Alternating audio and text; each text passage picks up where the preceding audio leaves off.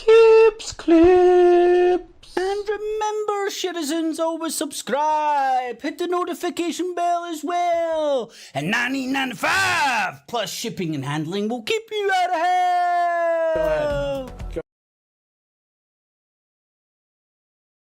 Oh, righty, boob tubes, another one of Keeps Clips. So, run late as a mofo.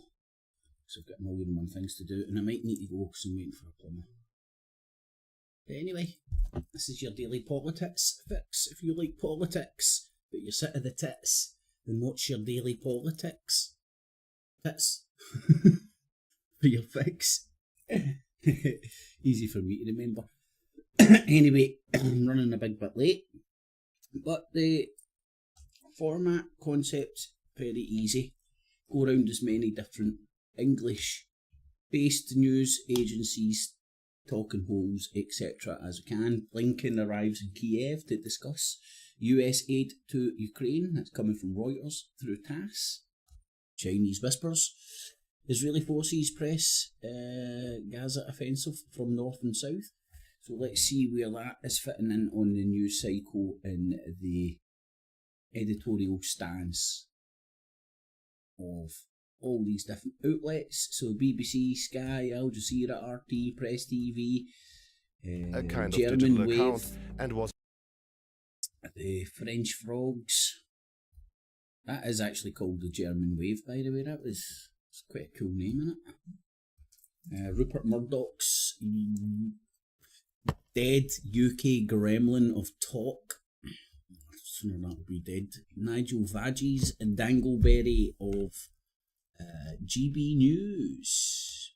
Check that dude's bonce out, man. Looks like a helmet. Looks away. And touch on Fox News. A wee bit of see what the Yankee Doodle Dandies are saying to it when it works. It's a replay of some. I need to get another wee. It's about Trump and stop. Trump. Fucking hell, man. My head's hurting. See the amount of people that are obsessed with that. Obsessed that I'm even American. I'm like, phew. I get it. Canberra. That's the Australian capital, I do believe. And some Singapore news. From Media Corp, by the looks of things. Here's the BBC. What is this? This is the Blinken arriving in Ukraine, top of the news cycle everywhere. Then we'll have a wee look at CNN. Fox News.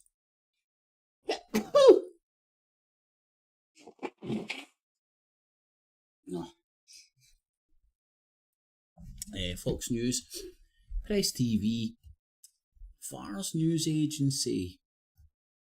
Let me actually look at that. That was an Iranian one that had to get shut down, had to rebrand, and the mayor. So try to look at different corners of the globe where I can find English speaking media and compare notes. So let's have a listen. What's top of the news cycle on the BBC's, and Sky News has brought back their DVR, which is great. Makes things a wee bit easier.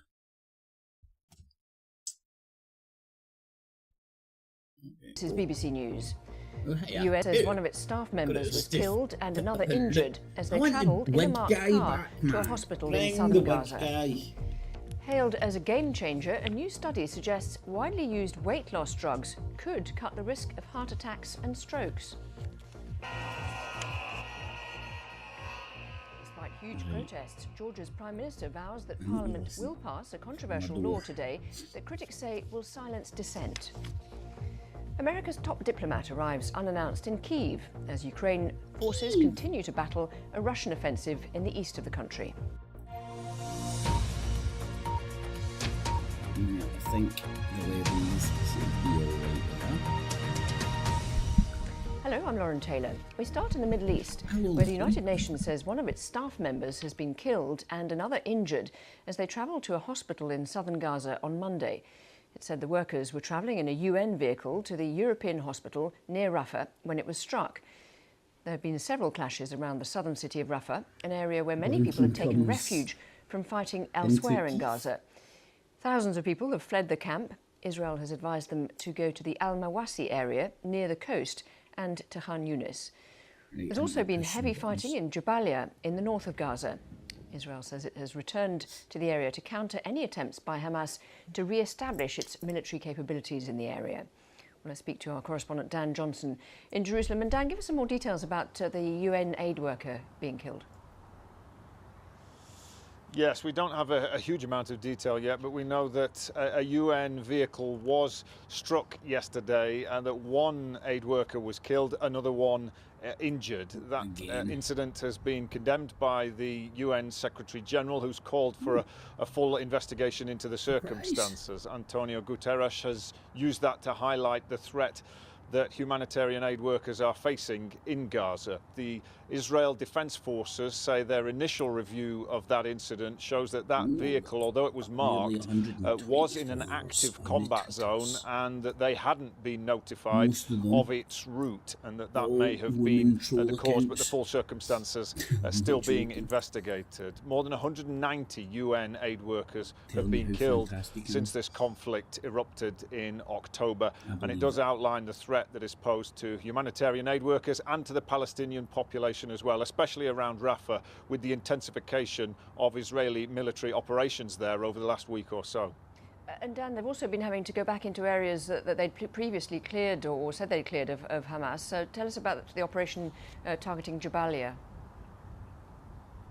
Yes, we've seen Israeli tanks going back into that area in the north of Gaza, somewhere that was cleared earlier in this conflict, declared safe and free of Hamas fighters around January time. So the fact that Israel's military has had to re-enter that area and conduct operations perhaps suggests that Hamas battalions have been able to reorganize and pop up again in that area to the north of Gaza, closer to Israel, something that brings into question Israel's strategy here and whether in suggesting that it can eradicate from Hamas, whether it's been unrealistic in that aim. The Israeli military had said that it needed to focus on Rafah in the south of Gaza on the border with Egypt, but at the same time that it is intensifying its military operation there. We know there is fighting going on again in the north, with the suggestion that Hamas has been able to re-emerge there, and that's something that people had warned about, that as soon as Israel had cleared one area, Hamas fighters would reappear. So something for Israel's military to consider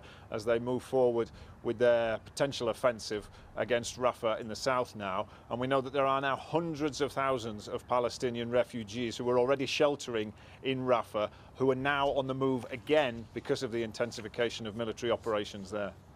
Dan Johnson, thank you very much indeed. And for more on the story, you can visit the BBC News app or go to our website for all the latest updates. 2 weeks away till I get my buzzer fucking fixed.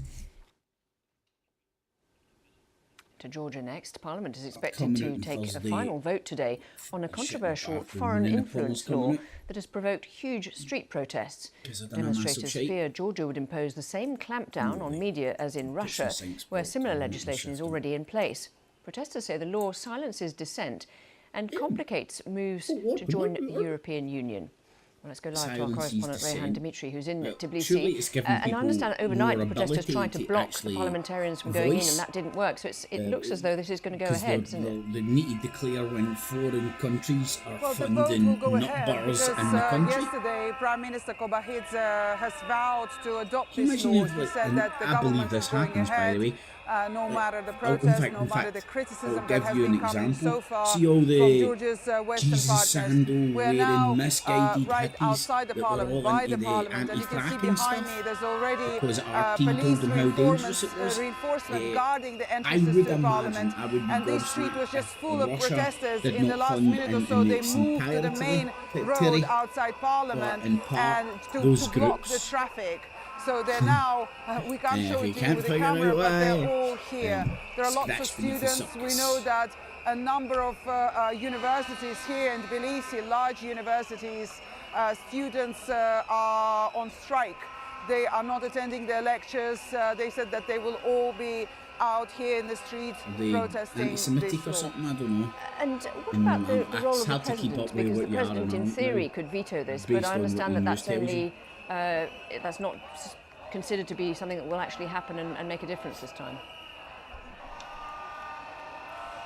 Well, Salome Zurabishvili, Georgia's president, she has the power of veto, and she said already, actually a short while ago, she told that to us when we saw her here out in the street, that she will veto this law.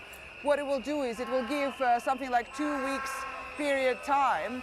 She has the veto power, but Georgian Dream party, the governing party, they have enough votes in parliament to override presidential veto.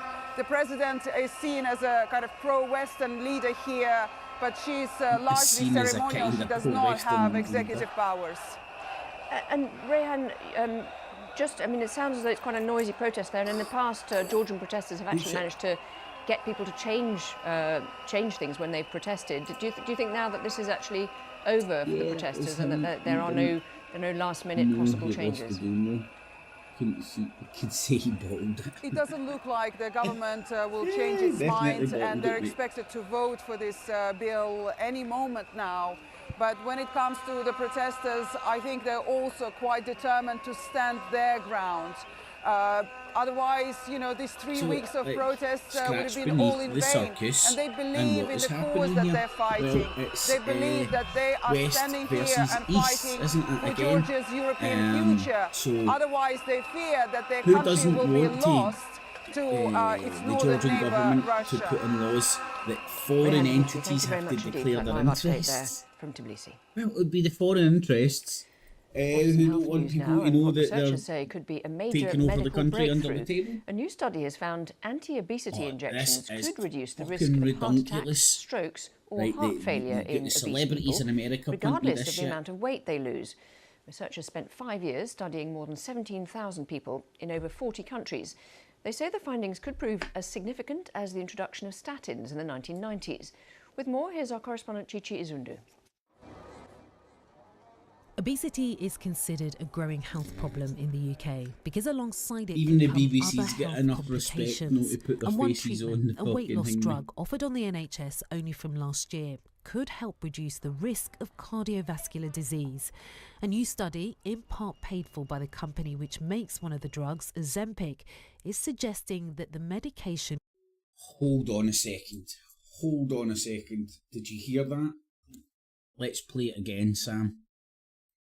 Right, so for the purposes of disclosure, they're actually having to tell you this, because otherwise it would just be scandalous. But listen to the way they just kinda scoot over it. Just scoot over it. Listen carefully. Problem in the UK because alongside it can come other health complications. And one treatment, a weight loss drug offered on the NHS only from last year, could help reduce the risk of cardiovascular disease. Could help. Could help. A new study, in part paid for by the company which makes one of the drugs, Ozempic. A study paid for by the motherfuckers that want to sell you it says it could possibly, maybe, up to... This is the BBC. Some would say, in certain parlours, held up in the highest regards when it comes to journalism. And like, for them to... This isn't the first time they've done this. Won't be the last time they've done this. God knows who's paying who along the line. But this is nothing more than an advert to sell you. This is nothing more than an advert for Big Pharma brought to you. What do they call it? Native advertising. Native advertising. It's like, what is it? Like, cod liver oil does this shit. That does this. This does that. Like, being fit and healthy fucking makes you fit and healthy. And there's ways of doing that without having to jipe, fucking this, that, the other. I mean, even look at the youngsters today. I swear to God, most of them look like they're juicing. They're all fucking well, I don't know, maybe they're just absolutely pounding the gym, right? But to me, you can tell the difference between somebody who's at the gym getting fit and meatheads, as I would say, man. You know, they don't want to, it's almost the opposite from, maybe it's the same, body dysphoria, is it called? You know, anorexics and bulimics get it, they look at themselves and they look to see back, but everybody gets it, I would argue, to different degrees. Like when you look in the mirror, you don't see the best version of yourself, you know. A lot of the time, I know for myself, a lot of the time you're just like, because you're fucking looking at your own fucking ugly mug every day, more or less. So you can pick up all the worst things, not the good things, you know. And body dysphoria, something like that. So the fucking people that are meeting up, you can tell because they're not even getting any definition, muscle or strength based on their fucking body, their strength to weight ratio, you know. They're not getting any of that. They don't look fit. They just. It's like with your bones must be double the thickness of mine. Otherwise, that's just like fucking body mass. Body mass, that's what it is. Body mass. There's no muscle definition, there's no strength there a lot of the time. Although, granted, the more mass you're dragging about constantly, it's like putting a fucking weight vest on, innit? The more strength you'll have. Anyway, this is shameless, man. I can't believe they're fucking. What's that? 8 minutes into the top of our news, 9 o'clock on a Tuesday morning. Boom, have some of this. Go and get this, fatties. Ozempic is suggesting that the Big medication fucking could cut the risk of Ozempic. heart attacks and stroke. Scientists followed more than 17,500 people from 41 countries with an average age of... Scientists paid for by the company who's selling you the drug, okay. Outcomes trial, European Congress on Obesity, that means nothing. What's the European Congress on Obesity? Is that a big big fucking table of fat cunts from the European Union? So, here now, where's our McDonald's? Just eat. 62. All were either overweight or obese, didn't have type 2 diabetes, but did have a history of cardiovascular problems.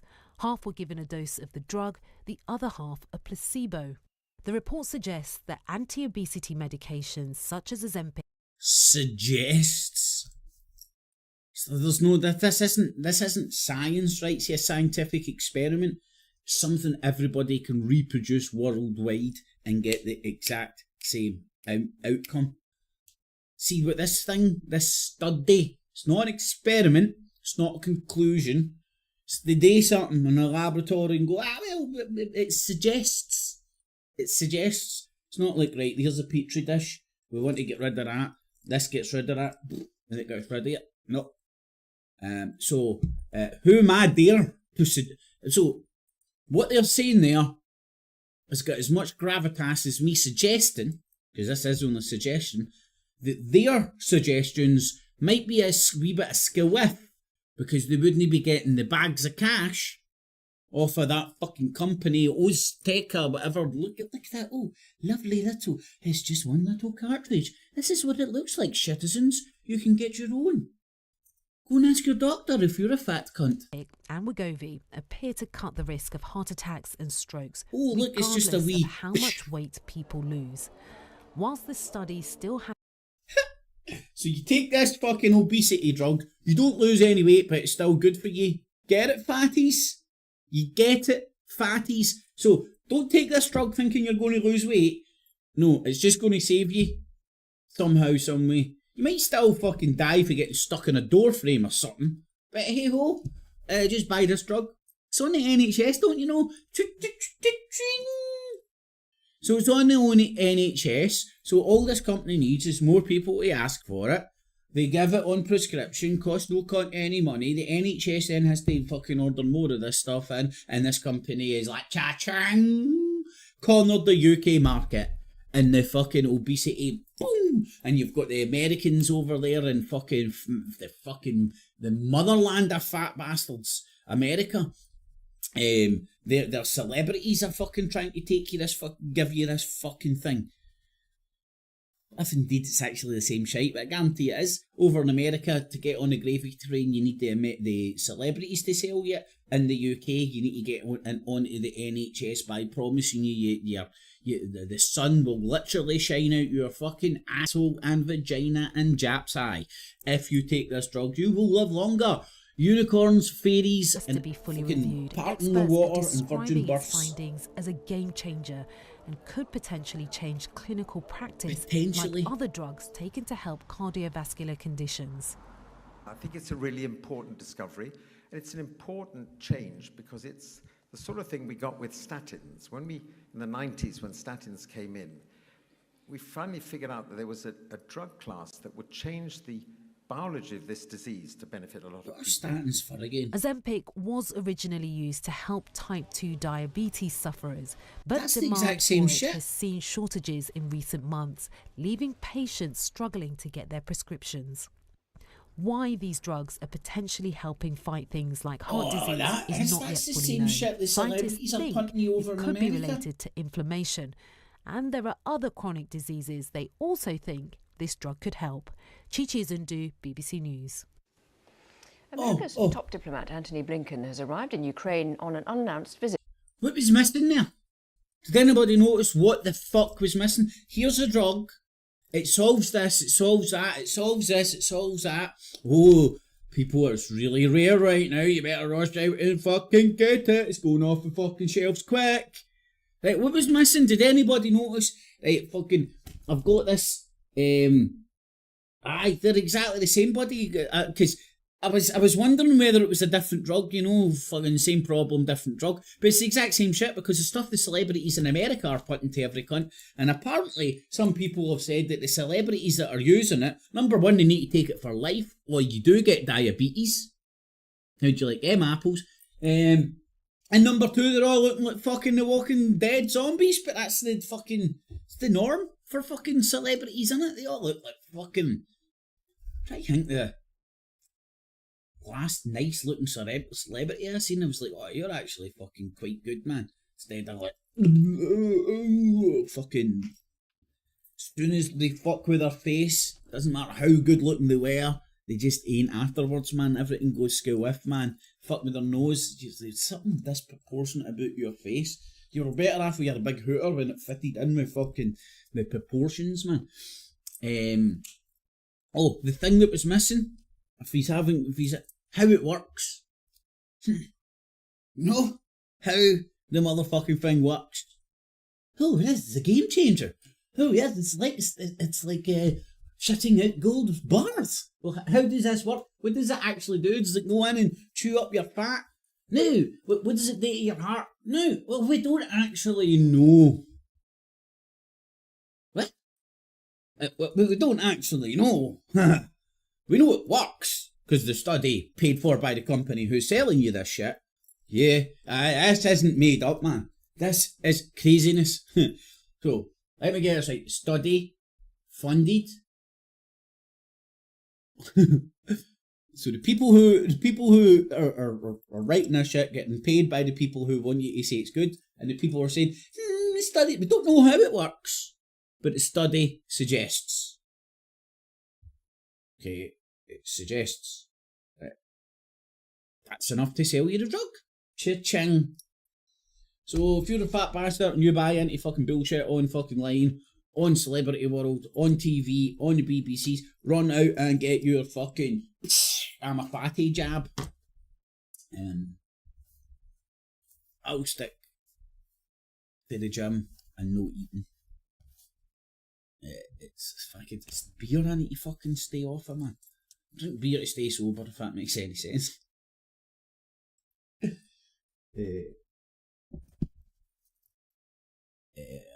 But it's for fat bastards. Mr. Blinken arrived in Kyiv by sleeper train and was greeted by senior officials. His visit comes as weapons from the US start to arrive at the front line. Ukrainian forces are struggling to hold back a Russian incursion near its second biggest city, Kharkiv. Well, let's go live to Kyiv now and our correspondent James Waterhouse. And James, so an unannounced visit from Mr. Blinken, and he's already been yeah, mate, you talking. can do with that fucking fat fucking drug. Look, man, that fucking shirt's looking a wee bit tight on you, buddy. Yes, he's described how a free and goulash thriving Ukraine fucking is the best way to slobbering up in the fucking Ukraine. He's described this visit getting treated like a celebrity. Sign you're the of BBC reassurance. talking fat And this is bastard not to on say head. visits like this, not least from Ukraine's biggest military backer, are to be dismissed. These visits bear fruit and they are central to Ukraine's continued war effort. But he will be talking with President Zelensky and his senior ministers at a time when Russian forces are expanding its invasion, where it is now starting to have a very different dimension with this new northeastern front line. And so you can be sure that they will be pointing Mr. Blinken to what is happening. And President Zelensky's already said he's raised the issue of the speed of this American ammunition and weaponry. Because while it was a political coup for Kyiv, for this huge $61 billion political coup. Sorry, every time I hear a coup, I need to moo. It's that for Tourette's. It's going to get fucking moo Tourette's. dollar package to finally be unlocked in Washington after months of disagreements. We're a month after that, and we understand that only there's been a trickle-down effect, really, in terms of ammunition. We're told that artillery shells and long-range missiles have started to arrive, but I know chicken Kievs are kind of off the menu, and I'm pretty sure a fucking Witherspoons must still do a chicken Kiev or something like it. Anyway, I want to go into a restaurant and go, yes, what? What's from the menus? I'll have the chicken Kiev, please.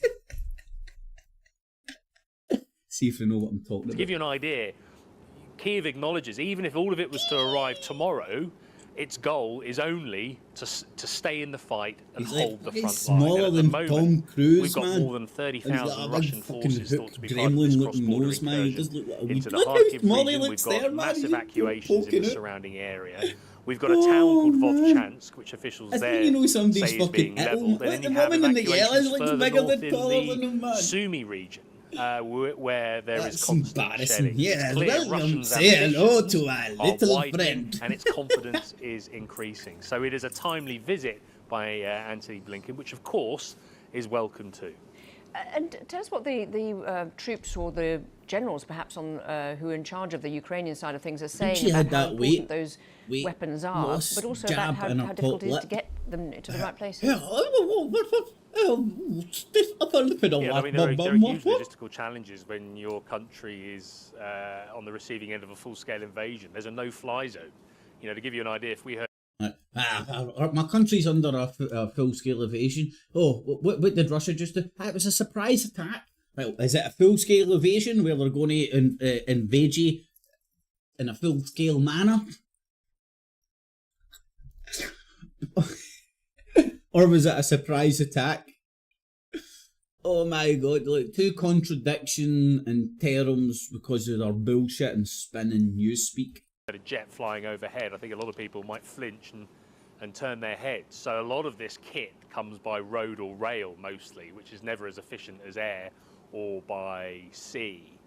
And then of course, you know, even when you have the troops receiving it, they are already overstretched. The country is struggling to mobilise enough men for its fight. With this breakout of fighting in the northeast, what little reserves Ukraine has, they have been forced to redeploy further north, but there is still fighting going on further south, where Russia is looking to take towns and cities there. So the delay to American aid is a part of it. Ukraine's domestic issues with mobilisation is another part of it. And it's clear that they have had some issues in building fortifications around the border by the very nature at which Russian forces have seemingly, in some parts, simply wandered in and taken these settlements. So this is a very concerning time for artificial Ukraine. intelligence. You can be sure that they'll be pushing Antony this shit's Blinken taking over the world, man, I'm telling you. assurances as to how they can best defend themselves. James Waterhouse, thank you very much indeed. And you can get more analysis of Antony Blinken's visit to Ukraine online from our US State Department correspondent Tom Bateman, who's travelling with the Secretary of State. You'll find that on the BBC News website or More the slow BBC troops. News app. Just, oh, aye, Around the good. world We're and in, across the we're in UK, the, this is we're in the BBC million News. people deed mark. That's good. We've broke that ceiling in Ukraine. So a million dead in Ukraine. How many deaths were there in the Iraq invasion? I can search the web for that. Yes, AI. Yeah, just tap that big search thing. Aye, thank you. Fuck it, that's artificial intelligence, man. I'm terrified. Fucking terrified. We know that. Right, so that's 1.3 million, right? I'm conservatively rounding these down and up. 1.3 million in Iraq. How many died in the Syrian war? I can search the web for that. Just tap Artificial search intelligence. below. How many deaths in Syria war?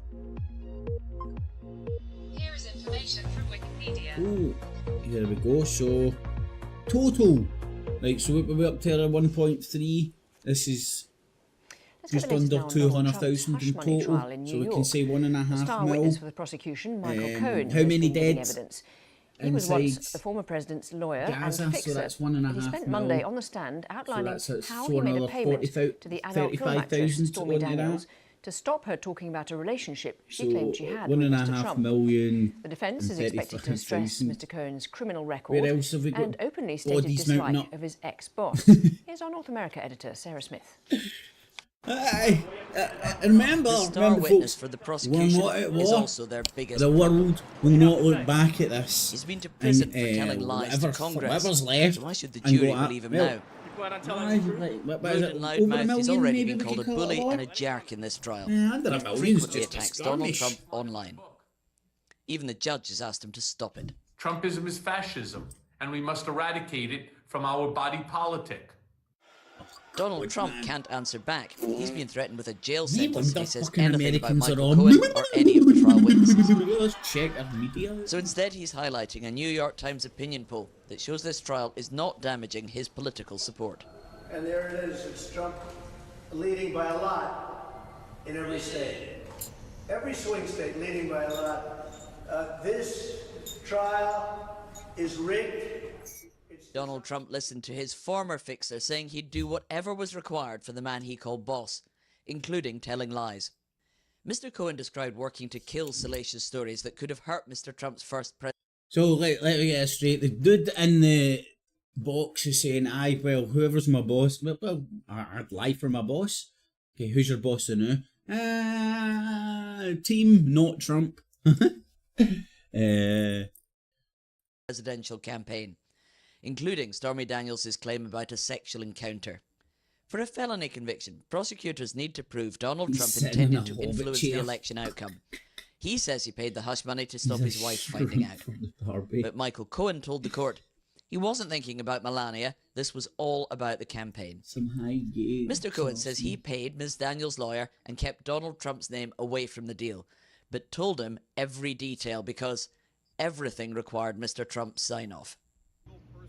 Political allies of Donald Trump are allowed to call Mr. Cohen a So, liar. what? Does any Sedan. reasonable, sensible person believe here's the anything? thing. I might do this at some point, right? And I'll go around Wesley Clark's list, right? And then I'll try and find just casualty figures out of those shitholes, those dust bowls, not by accident. And pile up the bodies, man. It's a mil in Ukraine. 1,600,000 they're saying Ukrainian, and just under half a mil. Yeah, so I think we could easily round that up to 1.6. George Dollars, what are the scores? Oh shit, I just fucked that royally, didn't I? That was a bit, yeah. Right, hold on. I can do... No, I can't. Right. It's a good, where was I? Alright, done that shit. Seen that bozo.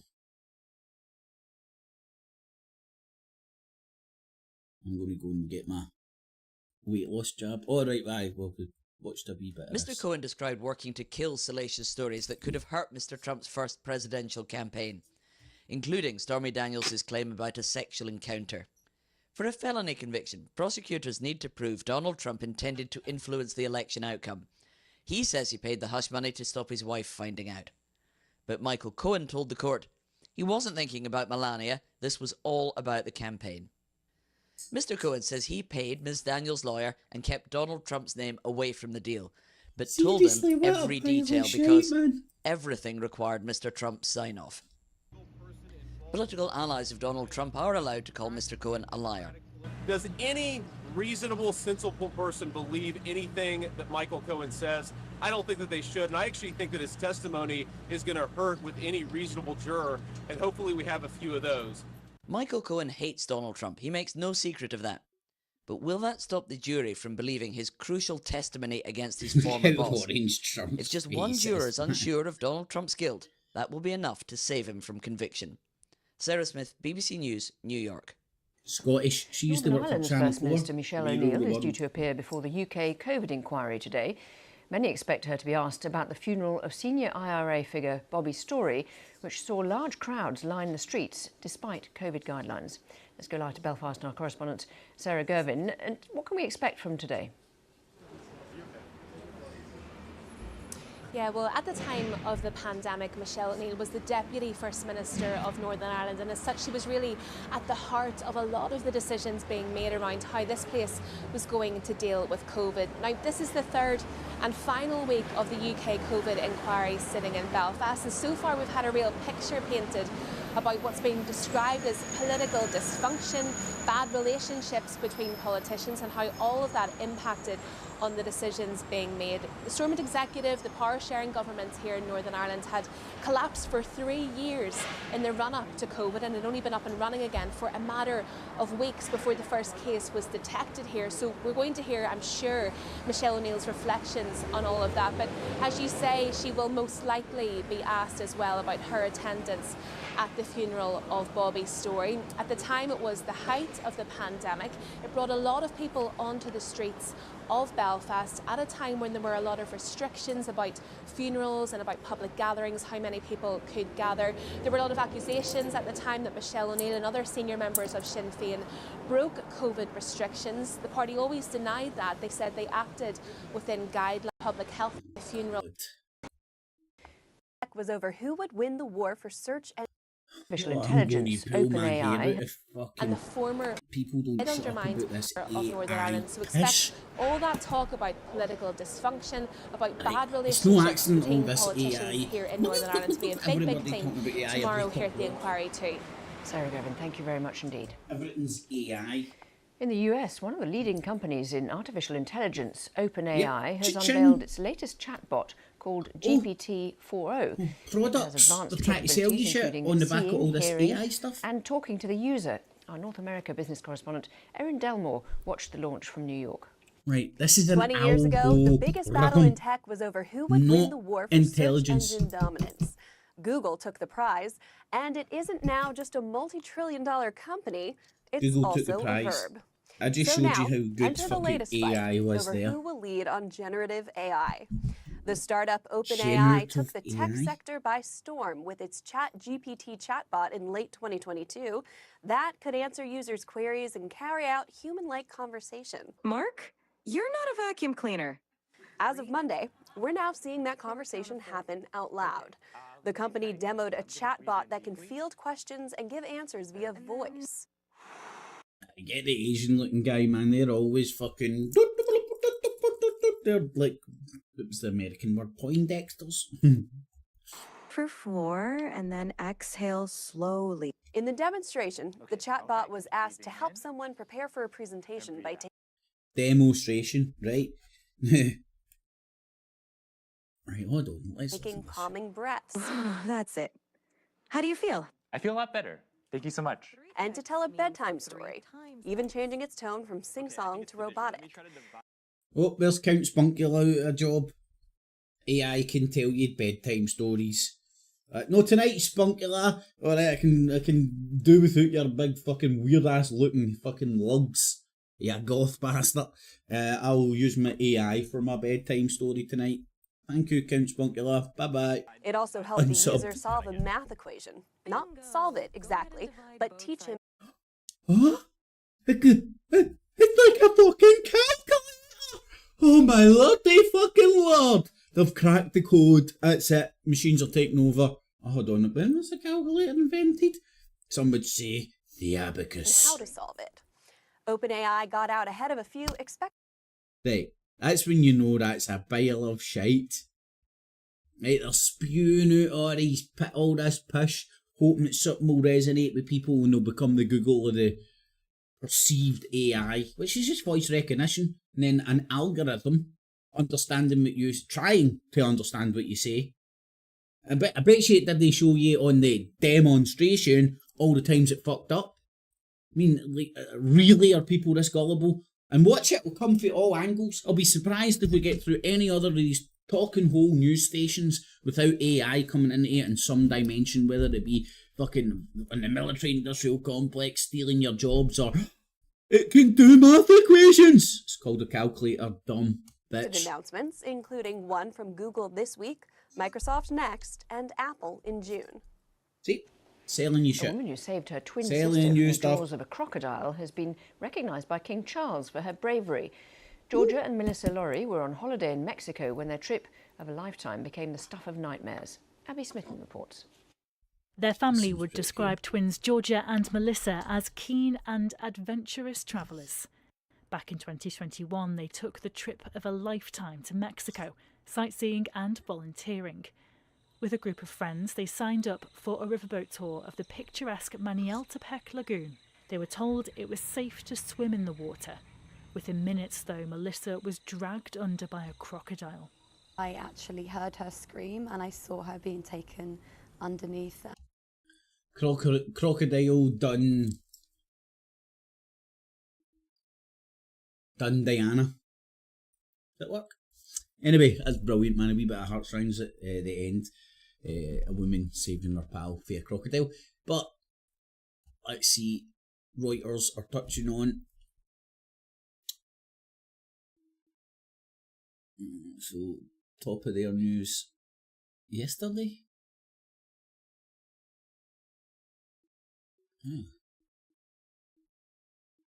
World. So, they're not saying much new. They're talking about Biden turning up in Ukraine. Let's see what Sky News are saying to it, and then we can touch on Al Jazeera. Right. What's going on there? Well, people haven't got enough good choices about the kind of jobs that they... What employment should be. Atkins says she wants to do something about this. As I mentioned there to Bell, clearly there's a general election looming, but there does seem to be an element... Right, I'm going to have to try and sort this out.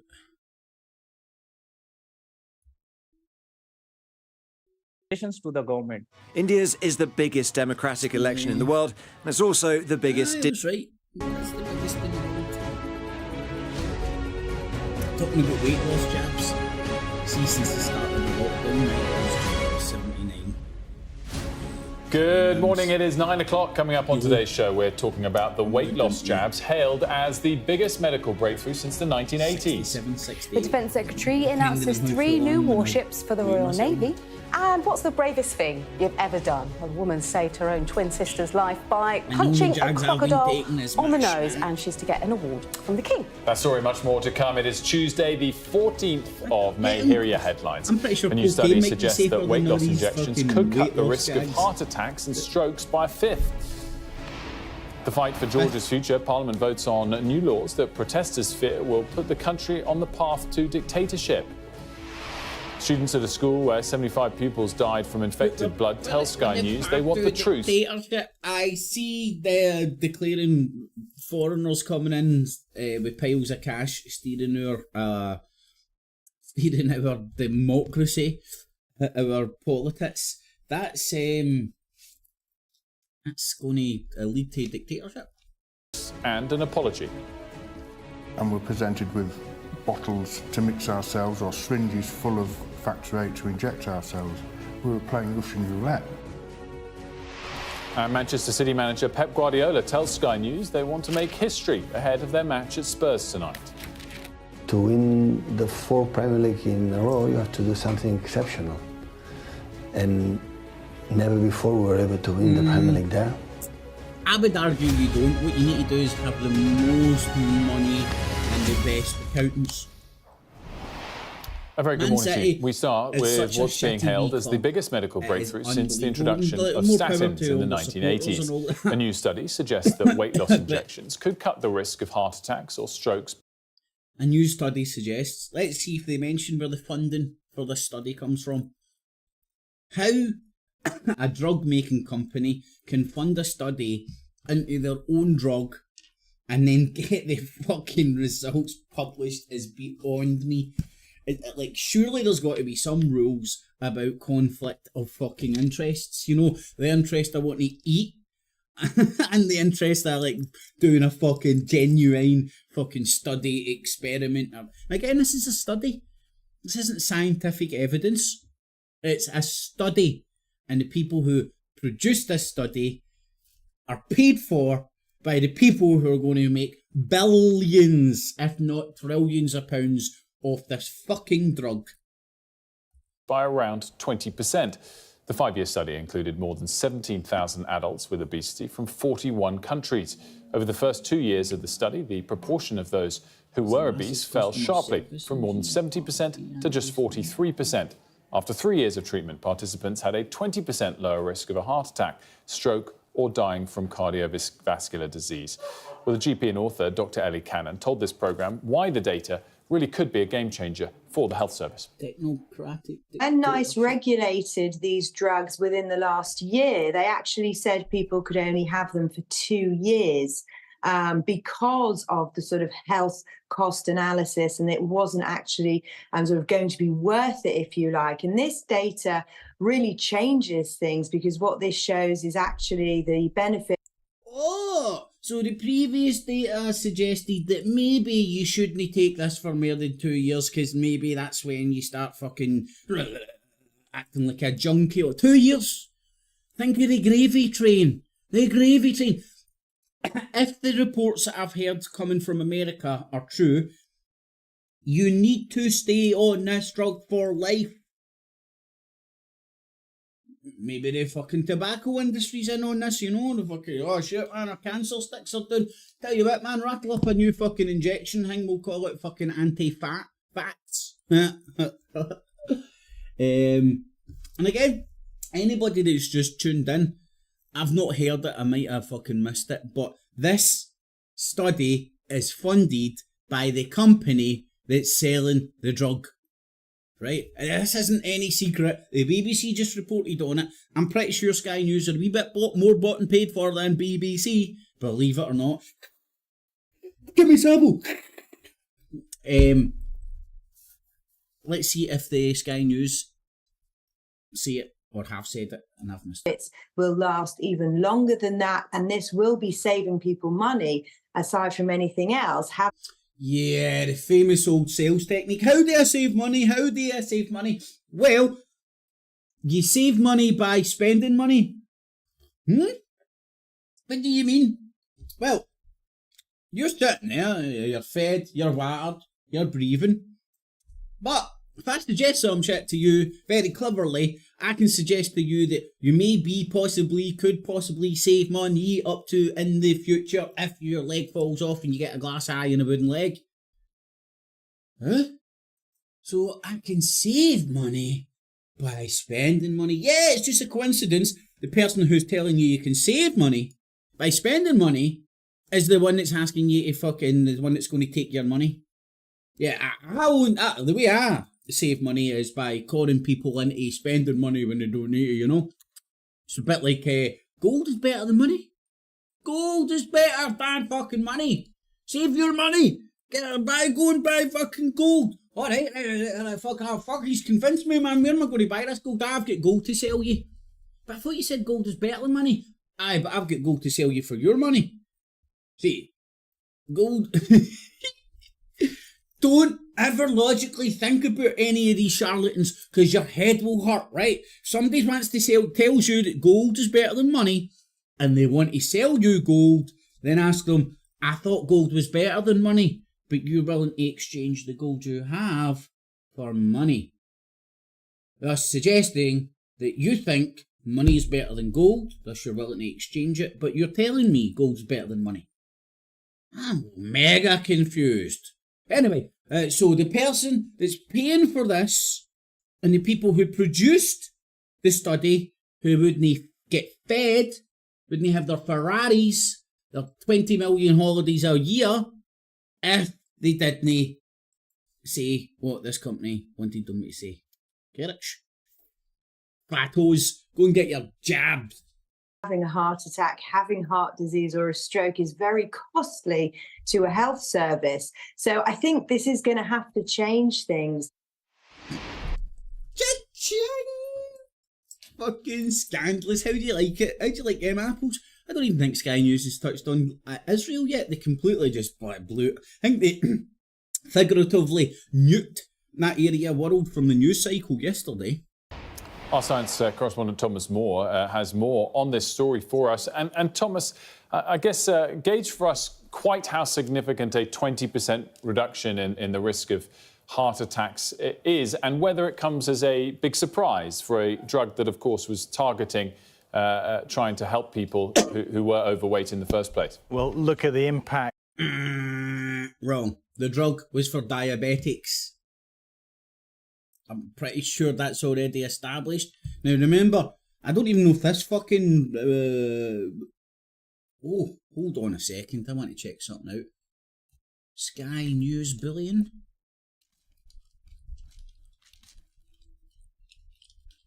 Somebody's came out, I have heard this, about the bullying, the latest news from...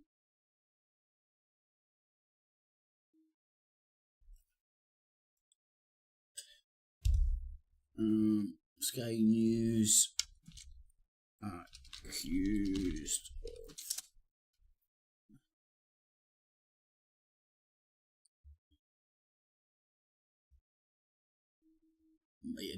I might have just dreamt it.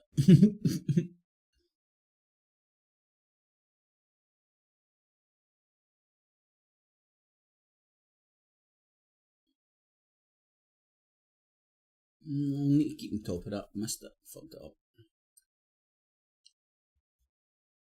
Where was I? Of heart disease on the NHS. There are 68,000 deaths, 250,000 hospital admissions, £25 billion cost to... You bamboozled with the figures yet? Ultimately, they want you to go down to your GP and go, here, I'm a fat bastard and I think my heart feels bad. I still want to eat my fucking fish suppers. Give me the jag. The economy every year. So if you start reducing that by 20% by targeting people at risk, then you can see how that makes a massive saving to the nation and improve people's lives. And I think this study is really going to change the way people view these drugs. That Wegovy, which is given to people who are trying to lose weight, they also have another health condition, but also Ozempic, which is the version of the drug which is given to people with type 2 diabetes. Now, both these two seem to have... Ozempic, they are making a killing. BBC had pictures of them and everything. Ozempic. Ozempic.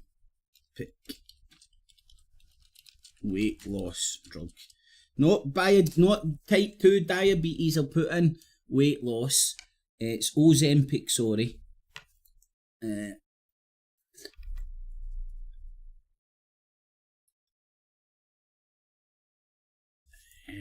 Researchers looked into the effects of semaglutide, which is a prescription drug that suppresses appetite.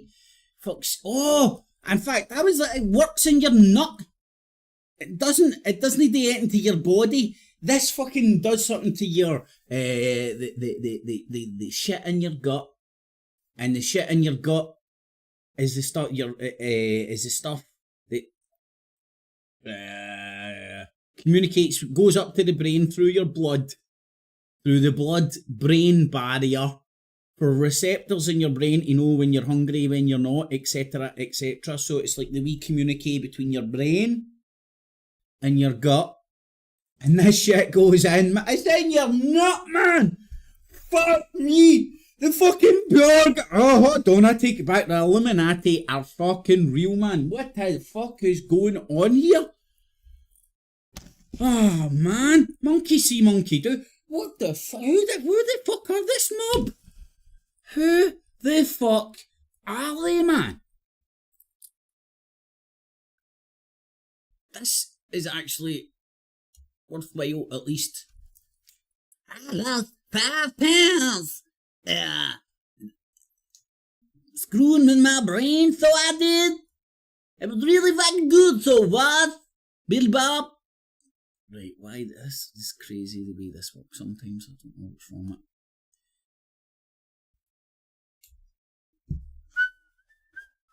Right. Who owns it? Legal status.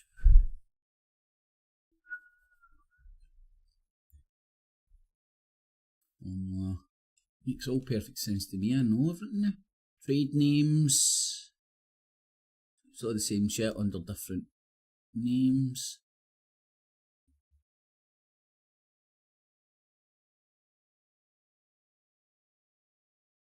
Yep, makes perfect sense to me.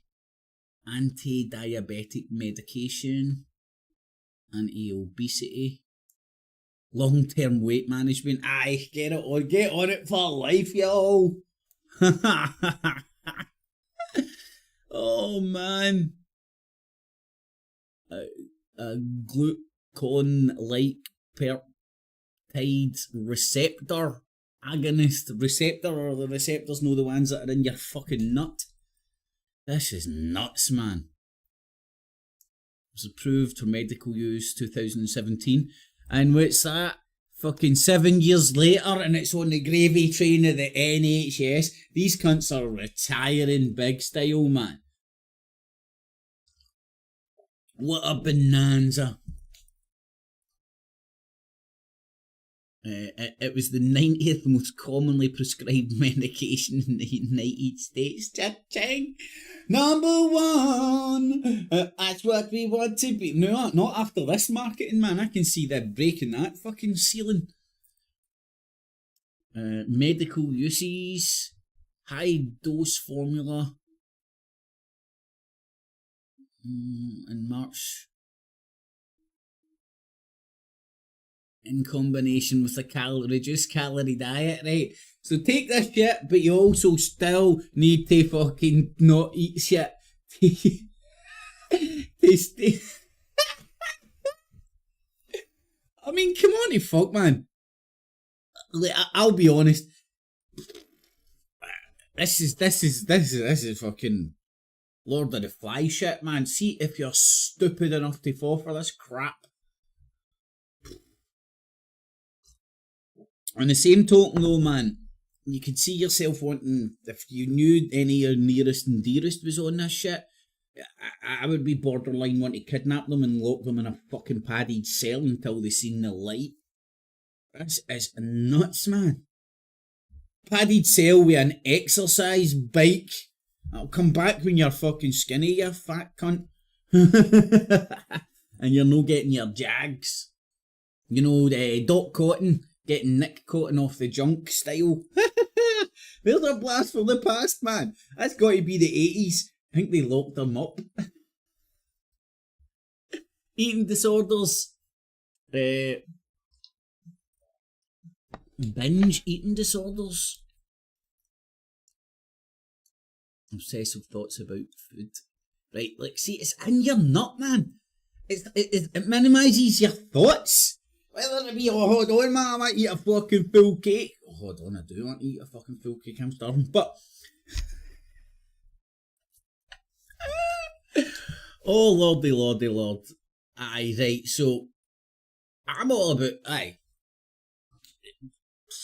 each to their own, man. Refuse man to fucking do that shit, man. Just like, at least go and figure out about how they... See, again, they don't explain how it works. Let's see, they're going to say, how this works.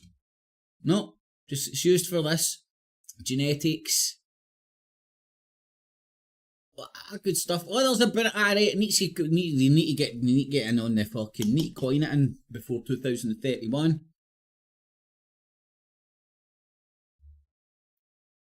Refuse to extend the patent 2026. Oh, 2 more years before it goes fucking opens up into the Brazilian market. And when it's in the Brazilian market, you know you're going to be getting that shit smuggled into the States. Pennies on a dollar. Pennies on a dollar. Economics, counterfeits, research. Right, let's see. Meta-analysis found that it may be effective in lowering liver enzymes that your gut and improving certain radiological observed features of metabolic dysfunction associated steatotic liver disease. I know exactly what this is saying. Care insurance system databases previously suggested a 1-to-3 use of linked which increased occurrence of thyroid cancer. Hey, you'll be skinny and dying. You won't eat fuck all, so you won't even get pleasure for eating. And I heard as well that it's been linked to depression and shit because it fucks with your receptors in your nut, like antidepressants apparently, and it makes you, you know, you don't want to eat because there's no point in fucking eating. You're like, it's like mimicking. Oh God Almighty, man! These people should be fucking strung up. They shouldn't be allowed to do this in the first place, man. Well, there should be a lot more hoops to jump through.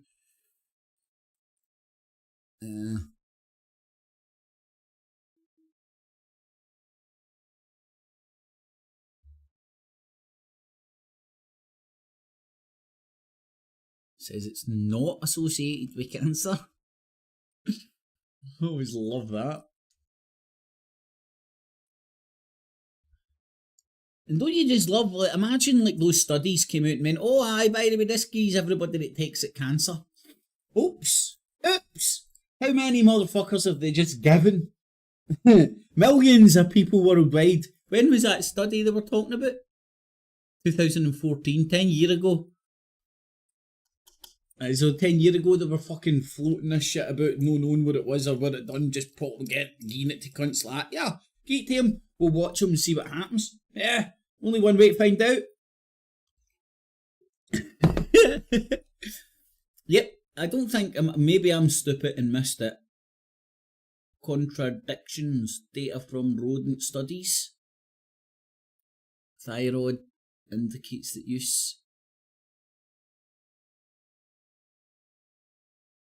Right, that's gobbledygook, but I think what it's saying is there is studies in rats that suggest it does fuck up your flat thyroids. Medical uses, it tells you what it's used for, doesn't tell you how it works. Right, this is it's used, what does it do? Oh man. Do you know, like ultra processed foods, they say if you can't find it in your kitchen, don't fucking eat it. Well, I would say about all these lotions and potions and all that, man. If you can't see them cavemen using it, don't fucking take it, man. Nah, each their own. Pretty sure a lot of this stuff works some level. Anyway, man, every day's a school day. That was well worthwhile because that shit's going to get started as well. It is getting punted everywhere, innit? I thought it was just an American celebritard thing, right? But no, not anymore. It's get launched over here in the UK. Right, let's get back to it then.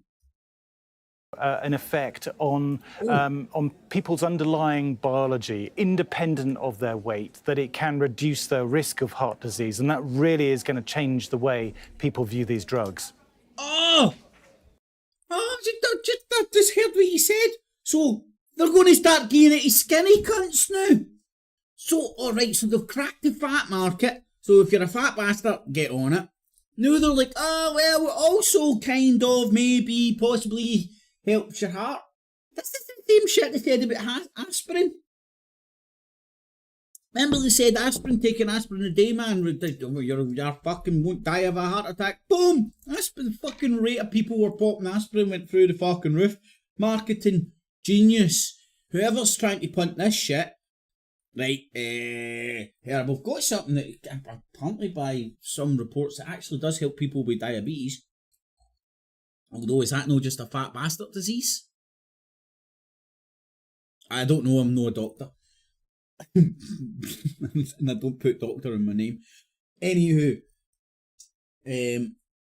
so I've lost my train. My head is so full of shite. I've lost my train of thought. Thomas, thanks so much for that. Cheers, salesman. Georgia's parliament votes this morning on new laws that protesters say put the country alert.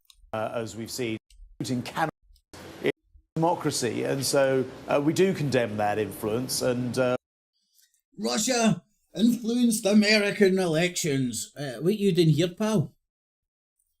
Hello, McFly. Do you see any Russian fucking talking head parliamentarian bouncing up and going like that? The fucking Georgians should kick out all the fucking NGOs backed by the West. Maybe they are. I've not seen it. You guys have balls out on the table. Georgia's ours. We're going to sit here and fucking, where's this prick? I bet she's not in Georgia. And London stand somewhere telling the Georgians what they should and shouldn't be doing. Or maybe he's just getting the leaders of the NGOs who are orchestrating all these protests and all that on behest of the EU and the West in general and all the NGOs leaders.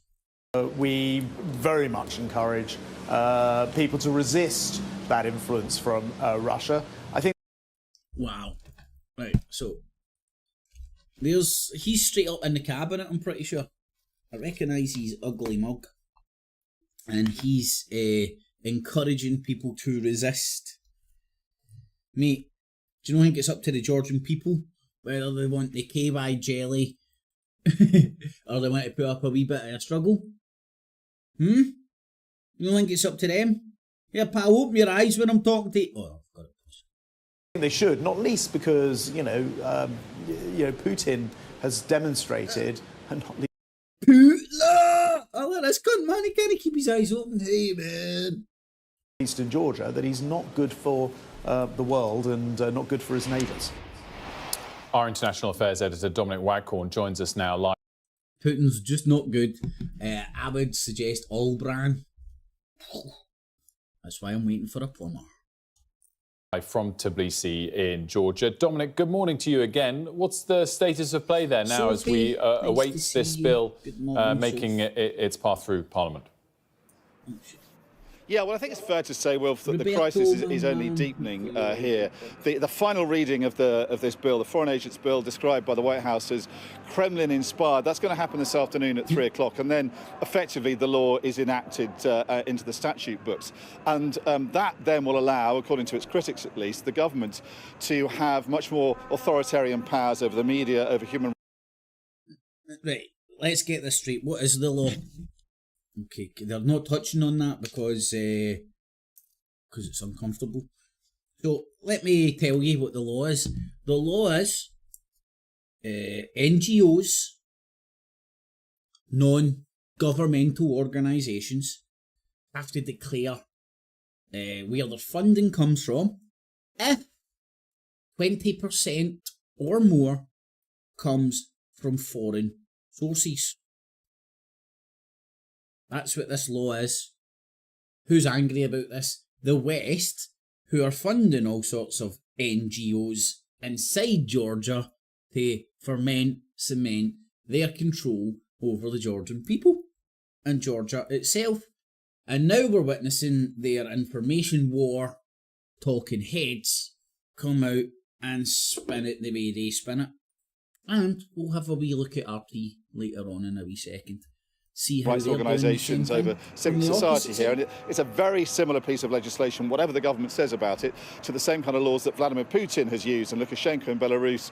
Yeah, what they've used, what... Well, I think Putin kicked out the NGOs, to be honest. I don't think he said you need to declare where the funding's coming from. And the fact that the West is getting their knickers in the twist about internal Georgian politics, it kind of tells you all you need to know. And I'm not naive, man. I know what's going on here. I'm a big boy, man. I'm no watching this in school shorts. I understand what's happening. I just think I hate getting, well, I think it's a piss take how they're talking down to people, treating them like idiots.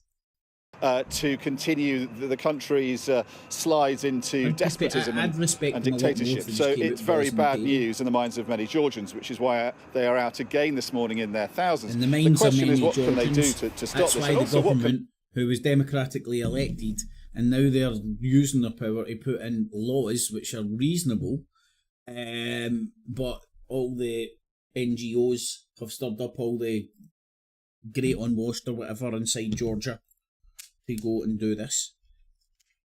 It's pretty obvious.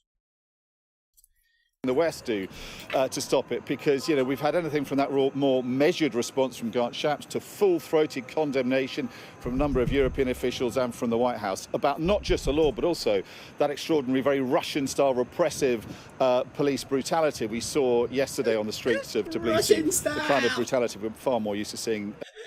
Don't you just love America? After we've just witnessed what happened with the pro-Palestinian protests in the campuses, not to mention just the endless footage of your average American cops doing the damage, and then them now coming out of Russian-style brutal policing. And you think back to the G20 and Ian Tomlinson like that. Well, that was kind of brutal, They pushed the guy with his hands in his thing, and then with his hands in his pocket. He fell head first and died because he was trying to get home from his newspaper job. And then you got your agent provocateur Charlie Veach to lie about it on the BBC, who later he went on a road trip with to inject all barrage of bull crappery on all over 9/11, just to spew more shit all over an already spewed shit on fucking subject, just to muddy the waters so no cunt could see what weighs up at all. Kinda like what happened with JFK. See, when JFK get killed, every fucking Fruit Loop was out there saying it was them, this, that, there, the other. Now in hindsight, as things moved on, things comes in a wee bit more clarity as to who may or may not been involved in all this thing, and same with 9/11. Things become in a lot more clarity. For me, anyway. Anyway, back to Georgia. In Moscow. So for all those reasons, a real concern about the direction this country is taken, and there is no sign at all of the the government backing down. Georgia's I think the key question is, what is America's top diplomat in the region, James O'Brien, going to bring with him? Will it just be more words like we heard from Grant Shapps, or will there be the kind of measures that will make Bidzhan Ivanishvili, who is the puppet master billionaire oligarch behind the guy who controls politics from behind the scenes? Do you know what an oligarch is, people? Because, yet again, people out there spewing it about and they have not even bothered to, I don't know, even Google it. Oligarch this, there, oligarchs. But do you know what an oligarch is? It's just a rich motherfucker, right? So over here, you could say all we're lords and Lord Farquhars and ladies, and you could say our queen, our king. We do have a queen now, apparently, fucking Camilla. They're oligarchs. Oligarch's just a scary word used for fucking, the scary rich men from the east. Oligarch. And some people think it's something to do with oil. Do they make money off of oil, the oligarchs? Here to make him think again. So far, no real signs of anything like that. We'll have to see what that diplomat has to say when he comes here. Dominic, also wanted to ask you about the latest shuffling of the pack at the Kremlin. The headline, of course, last week being that Mr. Shoigu was being removed, the long-standing defence secretary. Mr. Patrushev is coming back into the fold. Talk us through the significance. Yeah, well, this seems to be the kind of the last piece of the jigsaw, because, as you say, Shoigu was moved from defence minister to national security chief, and he replaced Patrushev, who is a colourful and rather sinister character. He is an ideologue. He's the sort of ideas man behind the direction that Vladimir Putin is. Yeah, very, very bad man. He's an ideologue.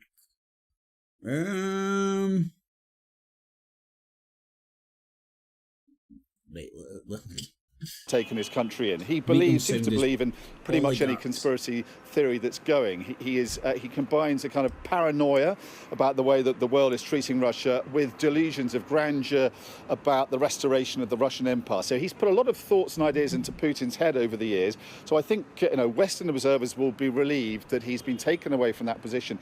And it's too early to say, and I'm not a Kremlinologist. You have to observe the Kremlin 24/7 really to try and understand it. But it looks as though he's been put into a position where he's been...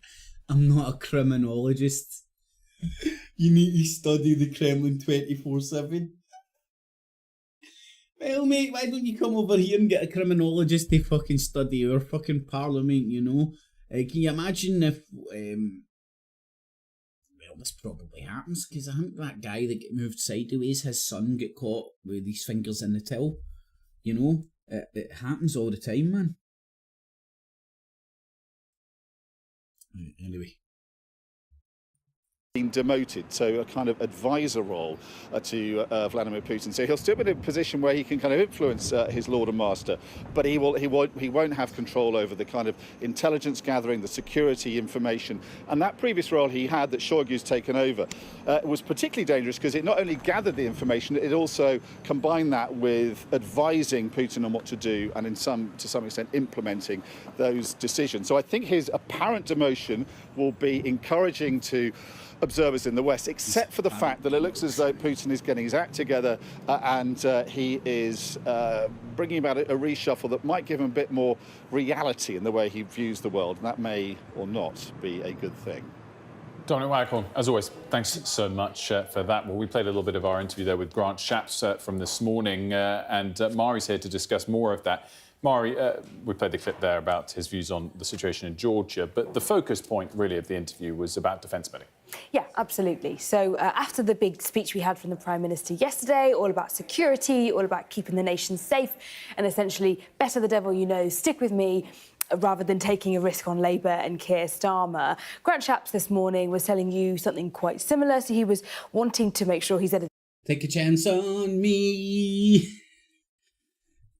Sunak, can't you see? Again and again and again, that the UK government are pledging to spend 2.5% of GDP on defence by the end of the decade, and that Labour haven't matched that, and therefore they can't be trusted. Let's have a listen to it. We've said 28 new ships and submarines are either in design or build construction right now, and the up to is actually a reference to 6 of the ships, and that's the up to bit. It's up to is a sales technique. The rest of them are already in the system, which I'm announcing today, and these are for our Royal Marines, and they're very versatile, what's called multi-role ships. It will, guarantee the future of our...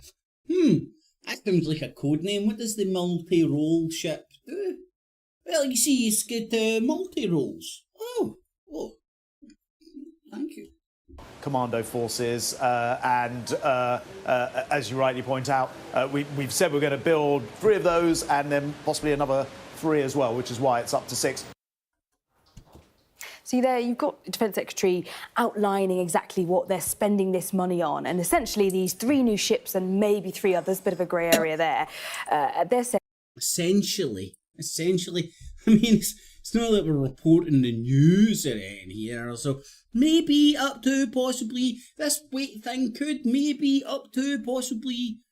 This new defence spending pledge is the reason they can now fund these new ships. And this is trying to say this is proof of them taking action on defence spending and bolstering the UK's safety and security. They say the Labour Party will make this country less safe.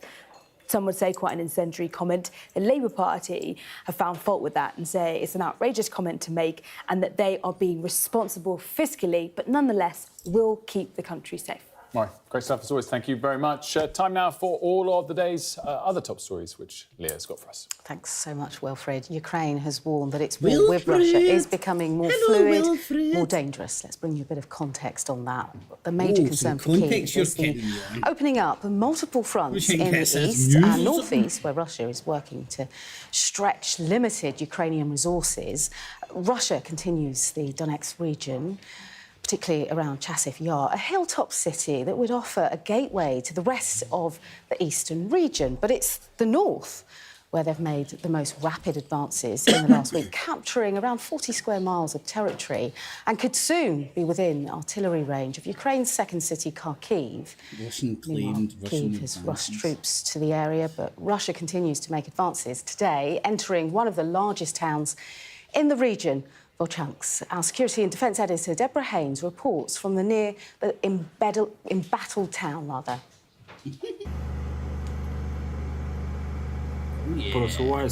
They are advancing in a residential area of Volchansk and moving into people's houses. Russian troops inside the border town of Volchansk earlier today.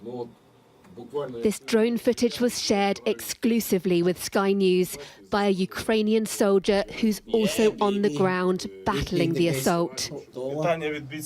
Hello from the soldiers on the front line, the soldiers who are protecting Kharkiv and Ukraine.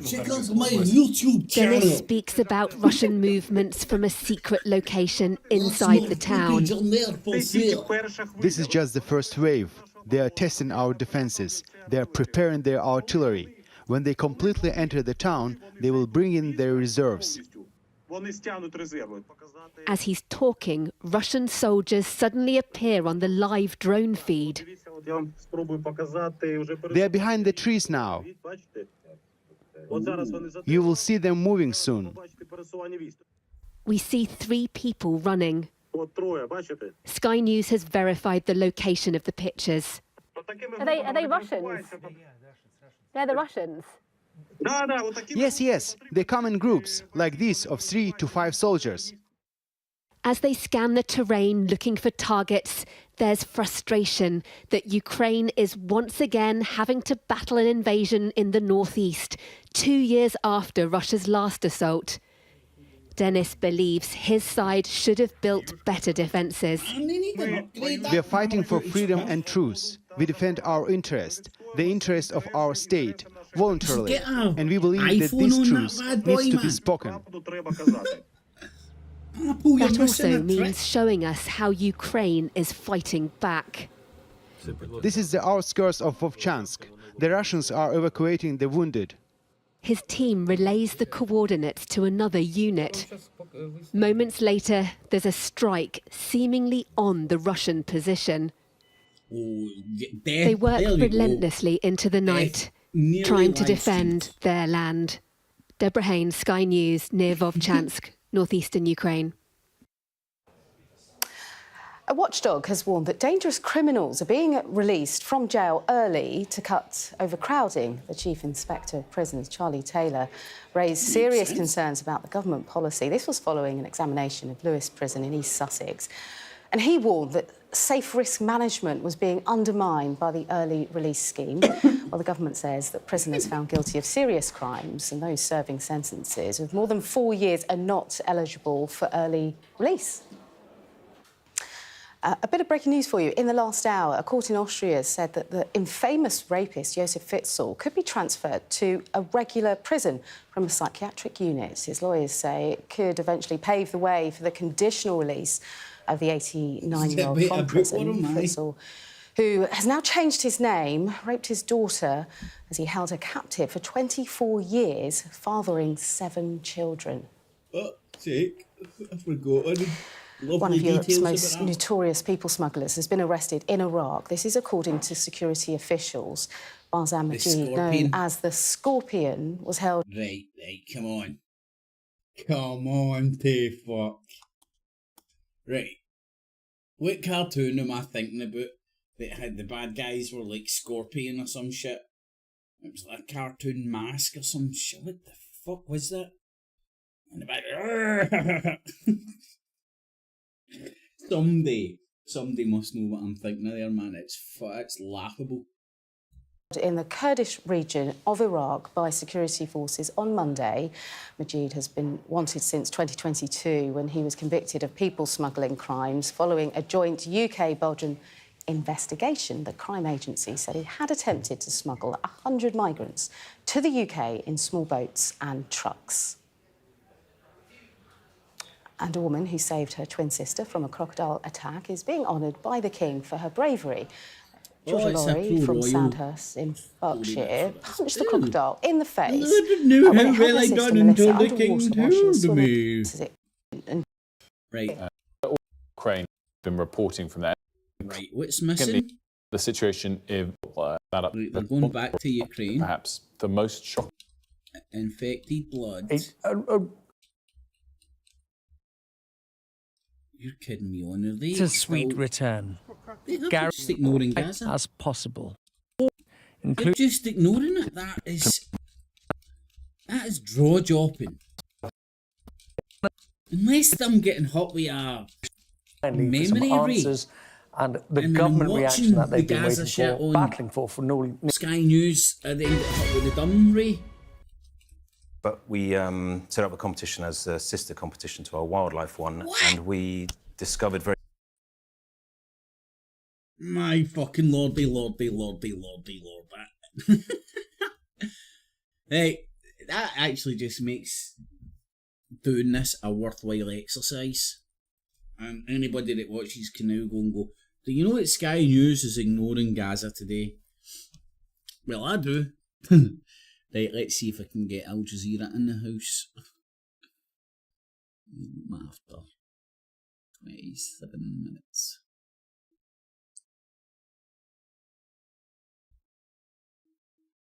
Humana, work.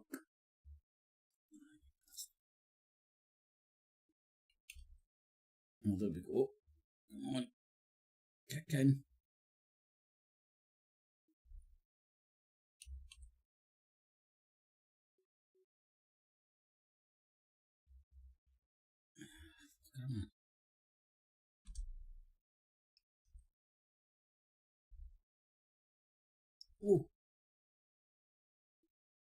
And quite frankly, what I like to call the 13th juror there.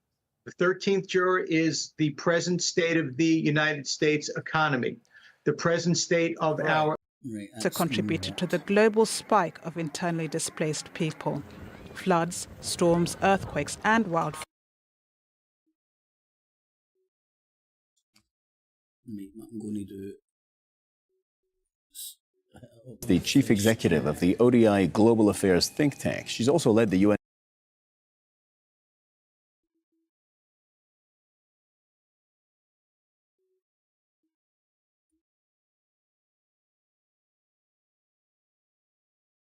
Dying this general election as Prime Minister Narendra Modi seeks a third term.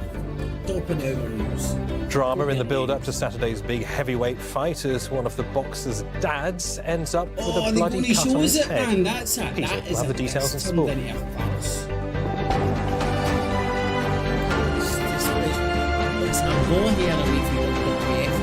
And it's got to the stage where you're sitting there going, is that real or have they just stuck that on? Eastern Europe, you don't in the north. It changes. But for example, wet one on Wednesday, a thundery wet one on Thursday. More than anything, human rights. Why it keeps doing that? There was Gigi was talking about Sudan. It's the violence, is the fear of being killed, of course, but it's also the hunger crisis, because we are seeing the threat of famine in Sudan on levels that we haven't seen for many years, and we have seen famines before. in the country, so we know what to expect. We know that, crisis, when the displacement crisis, where people don't go back to their homes for 6 months, they are likely to remain in displacement for 3 years. We know that if they stay away for more than a year, they won't be back for 5, and if they stay away. Right, I think. And it's getting a long way northwards, concentrated probably in Nigeria, probably the Central African Republic. It's still hot to the north of that, hot and dusty all the way. I don't want it to skip back there. For such a long time, for kids not to be able to go back to school, not to be in education, obviously for, the productive activities to completely stall, to completely halt. Why doesn't my grandparents stay here? Why aren't I here? Return to Palestine on Al Jazeera. Remember, a good way to tell news is music in the background. Under threat by a ferocious fishing industry. Government people are thinking of bringing deep-sea trawling back. And global warming is heating up the crisis. These ecosystems are going to suffer. We're in a desperate race against time. The ocean provides dying Earth. Banking apps rely on the internet, but several states are experiencing an internet blackout. With detailed coverage. The majority of the frontrunners in these elections have either been questioned for or have already been... Highway between Kokorek and Miyawadi, an area that the SAC have been pushed out of. Myanmar.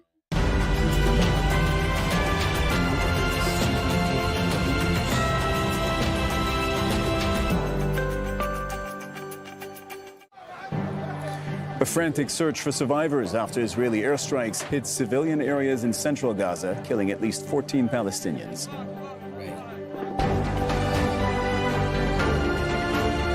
Sky News doesn't think. Sky News UK version.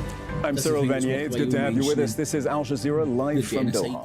Also coming up, the UN says almost 500,000 people have been forcibly displaced from the southern city of Rafah in the past week. Israel is accused of carrying out at least 8 strikes on aid convoys and workers in Gaza, even after their locations were shared. Oh, that's why Sky News will be and protests outside the Georgian parliament as MPs vote on a controversial foreign influence bill.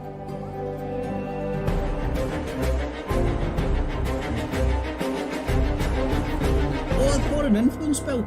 The BBC. Israel has carried out multiple strikes in Gaza, killing more Palestinians from the north to the south of the Strip. At least 14 Palestinians were killed in an Israeli strike on a residential home in the Nusayrat refugee camp. That's in central Gaza. The Palestinian Civil Defense is working to recover victims from under the rubble. Dozens of wounded people have been rushed to the Al-Aqsa hospital in Deir al-Balah. And in a separate attack in Nusayrat, the Israeli military bombed a school housing displaced Palestinians. Many are still trapped inside. During Israel's war on Gaza, its forces have repeatedly struck schools, hospitals, and mosques housing displaced Palestinians. Hind Khudari has more now from Nusayrat. A new massacre committed against the Palestinians, but today here in Nusayrat, where last night the Israeli forces targeted this house with 2 Israeli airstrikes that flattened this 3-story building to the ground.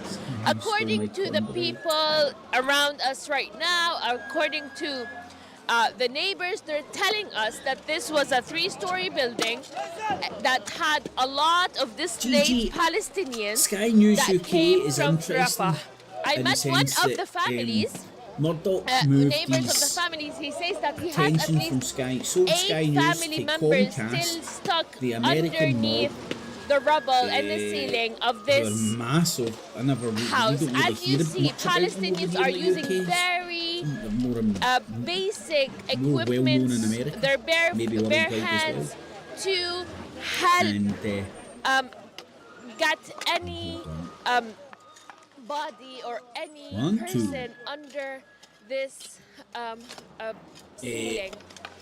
But It's heartbreaking Murdoch moved what we're his seeing attention today. to Talk Another day Radio. where You know, we had Talk Sport, of that Palestinians sprouted are trapped Talk Radio, under which the sprouted rubble Talk again. TV, According to the and then it came on Ministry, there are television, and Murdoch moved these. 10,000 Well, Palestinians what's it still called? News under Corp. the rubble. But it's called News UK, which is part of News Corp. global. News Corp is a global entity. News UK is a UK-focused entity, which used to have Sky News under it in its bracket.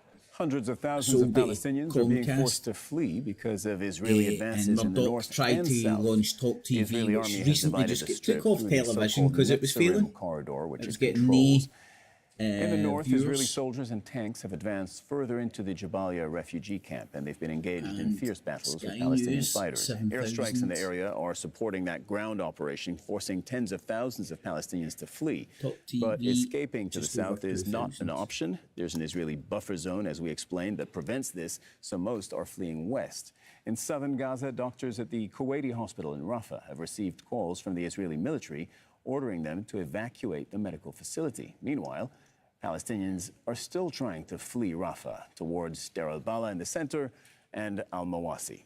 At least 360,000 people have been forcibly displaced in this latest round of fighting.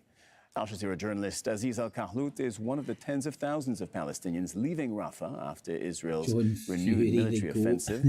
He mapped out the route that he and his family took to seek safety. This is his journey. Me and my colleague Sami collect our contents to move from Rafah to Deir al-Balah. As you can see, all of the people here around, this place was full of the people, full of the Easter House in the 80s. The brown people. of the people. And now me and my colleague Sami, we are moving to Deir al-Balah. Now I start recording from Rafah. Moving with my colleague Sami to Deir al-Balah. This is our steps from evacuating Rafah to Deir al-Balah. Our driver is trying to find alternative way because of the crowded of people who are evacuating. Still in Rafah, and but this area is close to Khan Yunis and the main road to Khan Yunis. And then go and look at the, for example, Tel Aviv. Their tents, and this place was full of people, full. Destruction is everywhere, so we are surprised inside Khan Yunis. Destruction and conflicts right about there. The house get the. Let's watch the Convoys boxing and stuff. premises in Gaza since October. Human Rights Watch. As Sky News just completely brushed over that, man. That is, it's kind of jot. It's noteworthy. Headquarters of a Vietnam UN worker. I've never seen, never noticed them drop such a massive thing just completely from their news cycle. Was the first time an condemns all attacks on UN personnel. Oh, in fact, I have actually. It was Syria. It was the first time an international when the West started getting beat in Syria, they just gradually the Secretary General condemns all attacks on UN personnel and calls where for there full was once he sends his condolences new to Hitler the gassing families his of own fallen people. staff Now it members. was. With the conflict in Gaza continuing to take a heavy toll, not only on civilians but also on humanitarian workers, the Secretary General reiterates his urgent appeal for an immediate humanitarian ceasefire and for the release of all hostages. Is it fair to characterize this as an attack? Yes. The head of the UN Relief and Works Agency for Palestinian Refugees posted on the social platform X, "No one is safe in Gaza, including aid workers. Our teams in Gaza are grieving the loss of their friends and colleagues. Aid workers and UN staff are not and never should be a target." The Secretary General has called for an investigation into all of the killings of every UN staffer in Gaza the last 7 months. He's also called for an investigation into the mass graves that were recently discovered as well. But in order for there to be an independent inquiry, it requires Here's some funny pics. Very quickly that people are so proud of their animals that they bring me down gently, like. We had about 1,000 funny pics this year, and what the fuck is that? It's the most funny. Oh, how funny that one is. Oh, this is such quality fucking journalism. Have allowed this competition to kind of grow. COVID allowed funny that. laugh out loud. It reminded me of... This is a Cocker Spaniel trying to get through a cat flap, I'm guessing. They look like... Cocker Spaniel trying to get through a cat flap. For the investigators to get to the locations where the crimes took place. Mass graves. And Israel controls access in and out of Gaza. So far, Israel has failed to cooperate. Gabriel Elizondo, Al Jazeera, at the United Nations in New York. Partly, you know, with the goggles on, for those who were in the 70s. Yeah, so got not, it. Yeah. What? And Dick Dastardly. And Dick Dastardly. So the competition is open to pets, Oh, not it wildlife. looks like a Shrek. It can be cows, can be horses, donkeys, and Yes. it's great. And we'll get some slightly bizarre entries. It could be cows, it could be donkeys, it could be dogs, it could be cats. Yes, it could be anything that's known as an animal. That's why it's known as funny animals.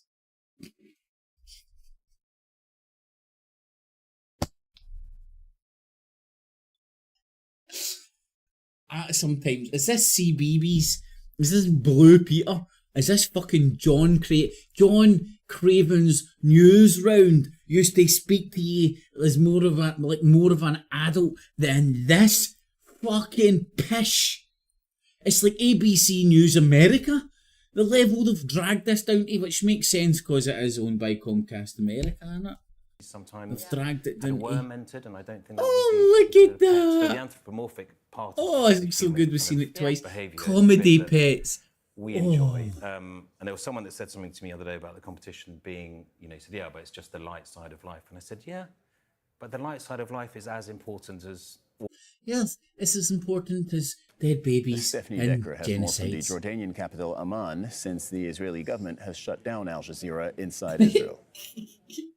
There's been a lot of pressure on Israel to do more, for the foreseeable future, for the next 40 odd days at least. Sometimes there may Al be Jazeera is going to be a good place to go to for hearing the stuff that other people might lay off ongoing, and when as it comes many to Palestinians Israel. will tell you, of course, there's more international spotlight usually when it's an international that gets killed at the hands of Israel. This A donkey, I know. What a good way to wake up, man. I want news to be like, I couldn't call it news. So it just gives you a sense of just, you can't Sky the News, question mark is really? how do you prevent it from happening? It seems certainly under Israeli, modus operandi, impossible. The Israeli police, the Israeli security forces, the Israeli border police, the Israeli army, you name it, is not doing anything. They could very easily be accompanying these convoys through the occupied West Bank and getting them to Gaza. Now, it's breaching international condemnation. Oh, my mate told me The U.S. National Security Advisor, Jake Sullivan, yesterday basically saying this total outrage that people are attacking and looting these convoys, that they're talking to the Israeli government at the highest levels, that they're looking at what measures they can use to stop this. Jordan has condemned it and saying that it's Israel's duty legally as an occupying power to ensure aid gets to Gaza, but politically, the head of the police force, the National Security Advisor, is Itamar Ben-Gvir, the right-wing minister who has the same ideology as those attacking the convoy. They believe that no aid should be going Looks to like a Gaza, supermarket. not to Hamas, not to civilians. They see them as part and Half part 9 on the a same. Friday or Saturday night after I've been in Qatar's looking Prime for Minister says the negotiations for a ceasefire in Gaza are currently at a stalemate. Doha has been playing a key mediation role in the talks between the two sides. But speaking at the Qatar Economic Forum, Sheikh Mohammed bin Abdul Rahman Al Jassim Al Thani says that Hamas and Israel want fundamentally different things. When there are two parties who want to agree on something, you need to agree on the baseline, first of all. And I believe that what we are seeing, there is a fundamental difference between the two parties. There is one party who wants to end the war and then talk about the hostages. There is another party who wants the hostages and wants to continue the war. And as long as there is any commonality between those two things, it won't get us to a result. I believe it's very important for all of us right now to see what's happening with all this destruction that's happened in Gaza. Enough is enough. We need to stop the war. We need to focus on the future. What's the catastrophe in Gaza, actually, if you look at it, most of the reports saying that it will need 40 to 50 billion to rebuild it until 2040. When did this happen? So the amount of destruction, we didn't see much of it. Only what we see on screens probably will not represent more than 10-20% of what's really there happening. And of course, you know, adding to this the risks of the spillover of the war, and we have seen, you know, the region became a very turbulent region, whether it's on the Red Sea, in Lebanon, and this risk is just going to increase.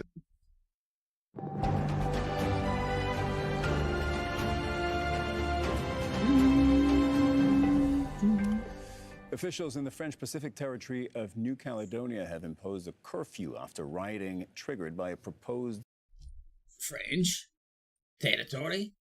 New Caledonia? Got to be Canada, no? Constitutional amendment. Police were deployed after crowds damaged shops and set fire to property. The proposed amendment looks to increase the size of the electorate for upcoming elections. The indigenous population, known as the Kanak people, say that the move could hinder their representation. Our correspondent Wayne Hay joins us from Tauranga, New Zealand.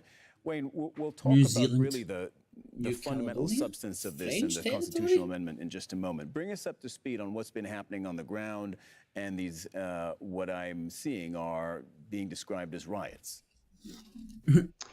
Yes, well, nightfall now in New Caledonia, in the capital, Noumea, Tuesday evening local time. Those restrictions that you mentioned are in place now. The curfew in particular will run through until early Wednesday morning local time. Also, before that curfew came into place, there was a ban on public gatherings put in place also.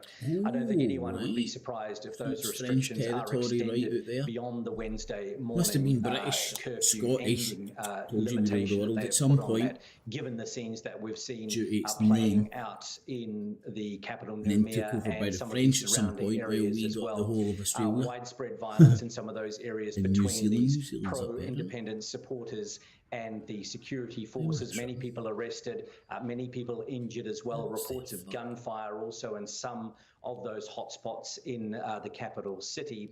Also, as you mentioned, widespread looting and arson attacks against property and buildings as well, businesses, particularly those that are known to be French companies, supermarkets and car dealerships, for example, as well.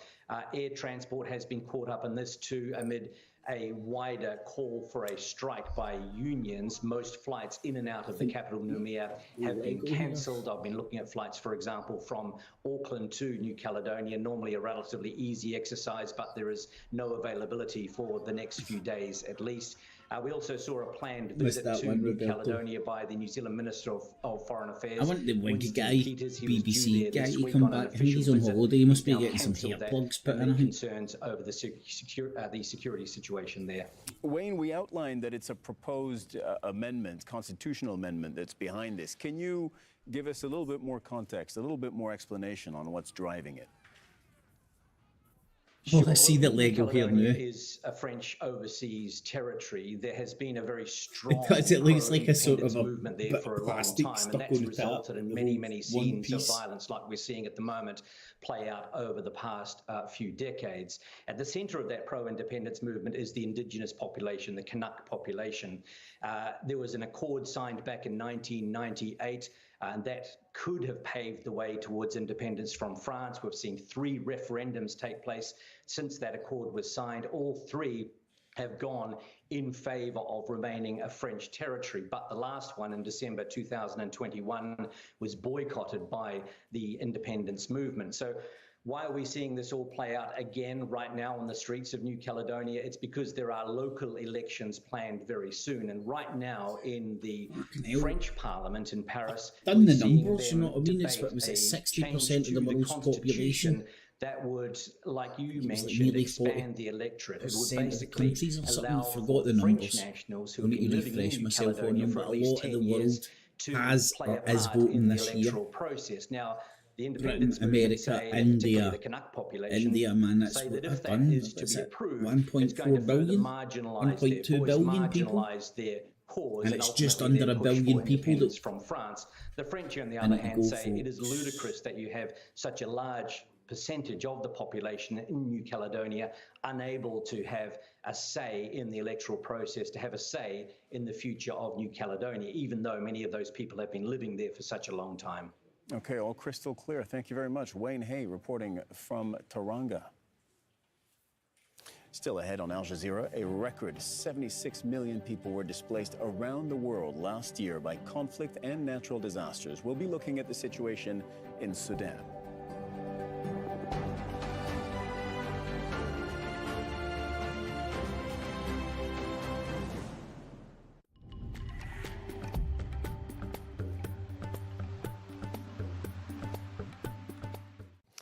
Now, just out of season or late season thunderstorms in West Java have produced a bit of flooding recently, but the trend should be to see the rainy stuff go northwards, and that is true. We've seen flooding in Sumatra, just north of Padang, but the trend here is to get the heavier stuff even further north, and a line that extends through Sabah and Sarawak, and still is likely to produce something big in West Papua or even in the southern Philippines.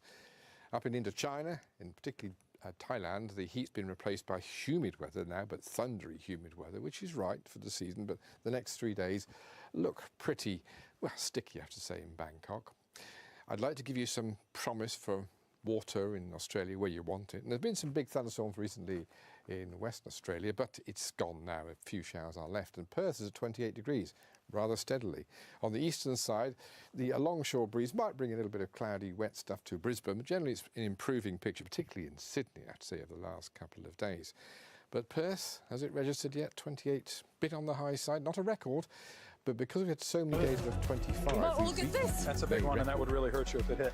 Oh my God! And this is over the fence. Yeah, some of them I think should be playing. This storm was just now playing for the New York Yankees. From there, by the kids. Maybe that's what they need. The UN Agency for Palestinian Refugees reopens in East Jerusalem headquarters after it was set on fire by Israelis. The head of operations shares his experience in an exclusive interview with RT. So the heavy smoke, couldn't see, and while I'm spraying, I was being hit by stones. Oh, so wow. I was being stoned by the local community, which is complete madness.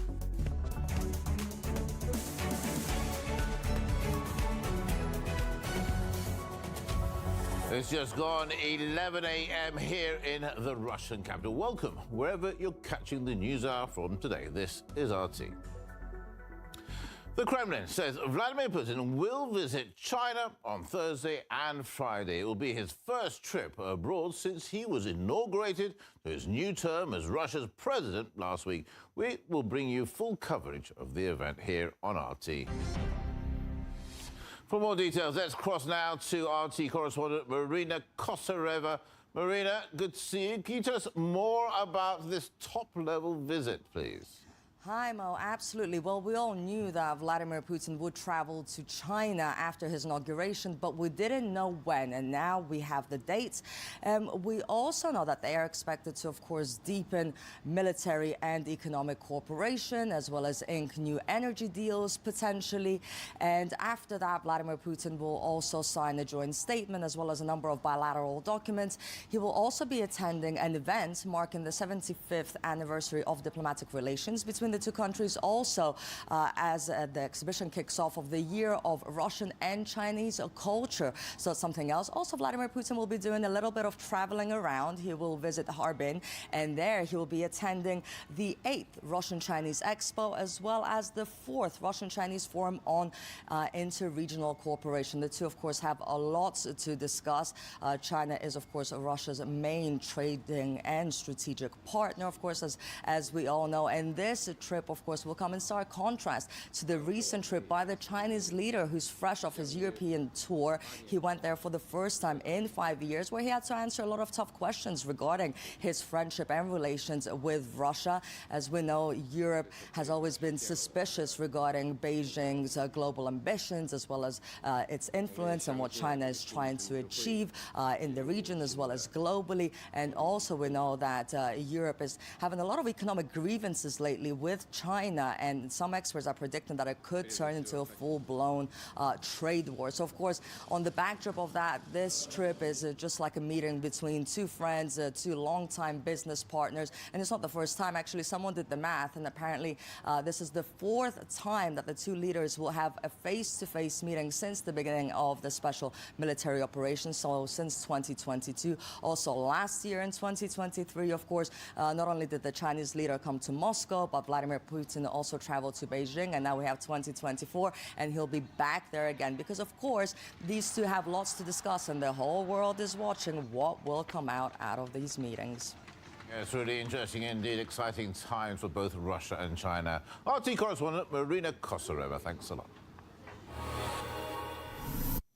Another high-ranking official from Russia's defense ministry has been detained on corruption charges after a deputy minister was arrested just a few weeks ago. The head of the ministry's human resources department, Yuri Kuznetsov, was detained in Moscow on bribery allegations. The equivalent of $1 million in cash was found at his home.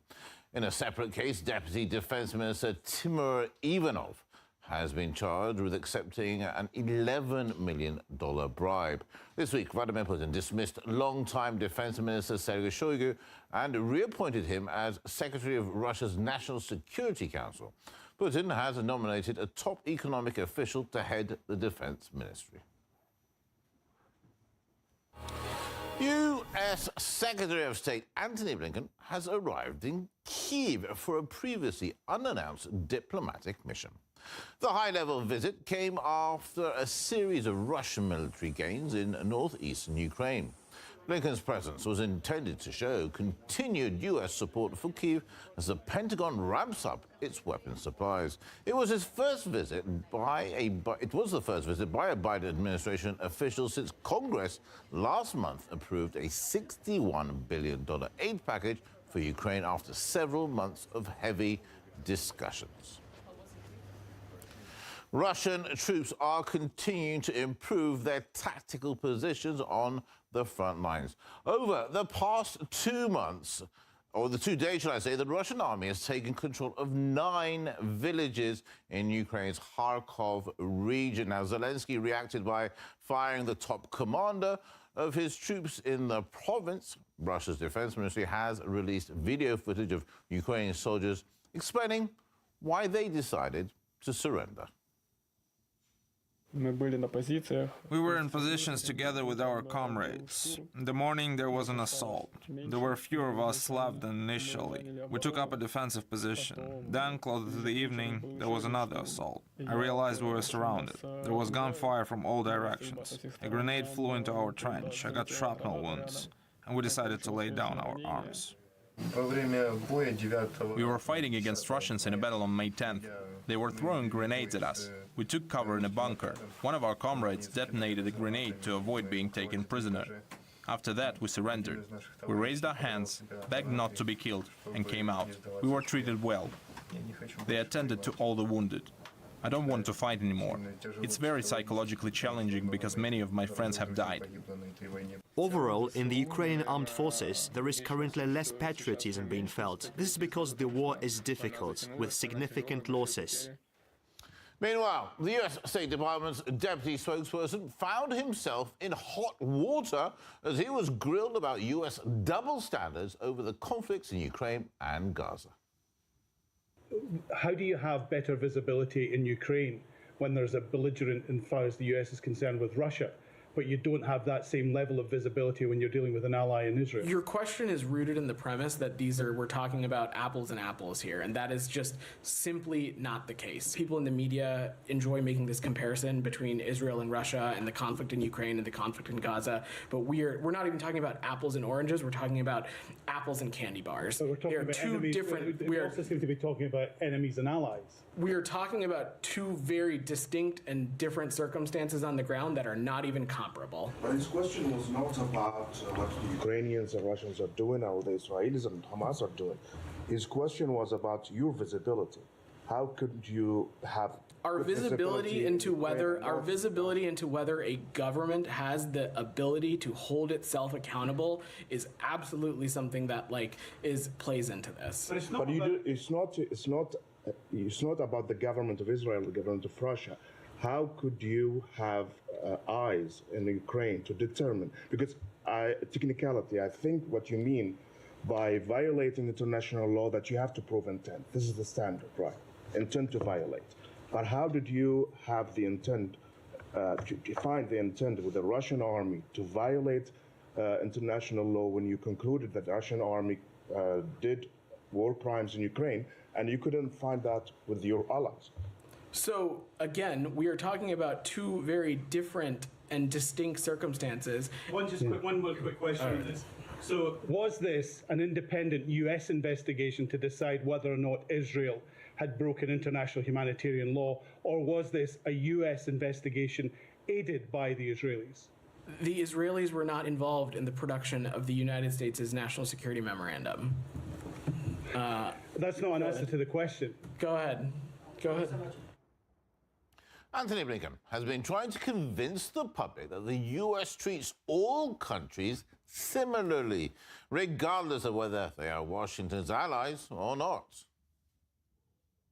We don't have double standards. We treat Israel, one of our closest allies and partners, just as we would treat any other country. It's absolute double standards. I mean, look at how the United States has been speaking about Russia and in regards to its conflict with the Ukraine. It condemns Russia for things that frankly is nothing compared to what Israel is doing. Israel is in fact massacring children. It's killing journalists. It's committing horrific crimes against humanity in a way the world has never seen, certainly in a way that Russia is not doing.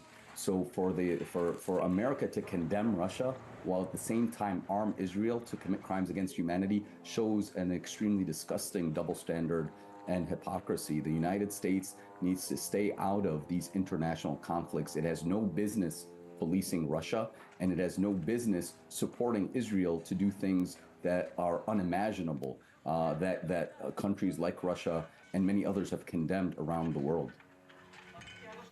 Well, let's change gears now. Israeli settlers have set fire to the Jerusalem headquarters of the United Nations Agency for Palestinian Refugees.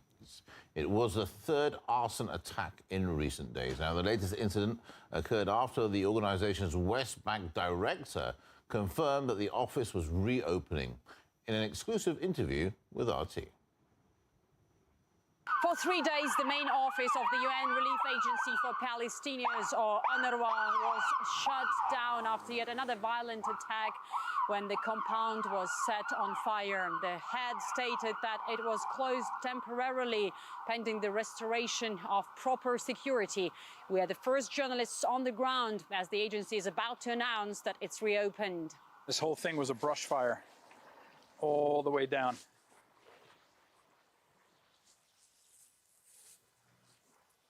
It started around this bus stop area, and we have it all on CCTV. Yeah, we saw the video. So they threw something incendiary, I don't know what it was. And it came all the way, it went very fast, and the fire came all the way down this way. So, and this is a very densely populated residential area, apartment buildings everywhere. And then we had a second fire 2 hours later on the other end of the compound, very small fire. It was contained quickly, but it was very close to the petrol tank because we have a fuel station. Yeah. So a petrol and diesel tank there, and that would have been a nightmare because it would be a huge explosion, right. Thousands of liters of fuel. Myself, as the director, I grabbed the fire extinguisher from my office and ran down to the fire, and I was putting out the fire myself.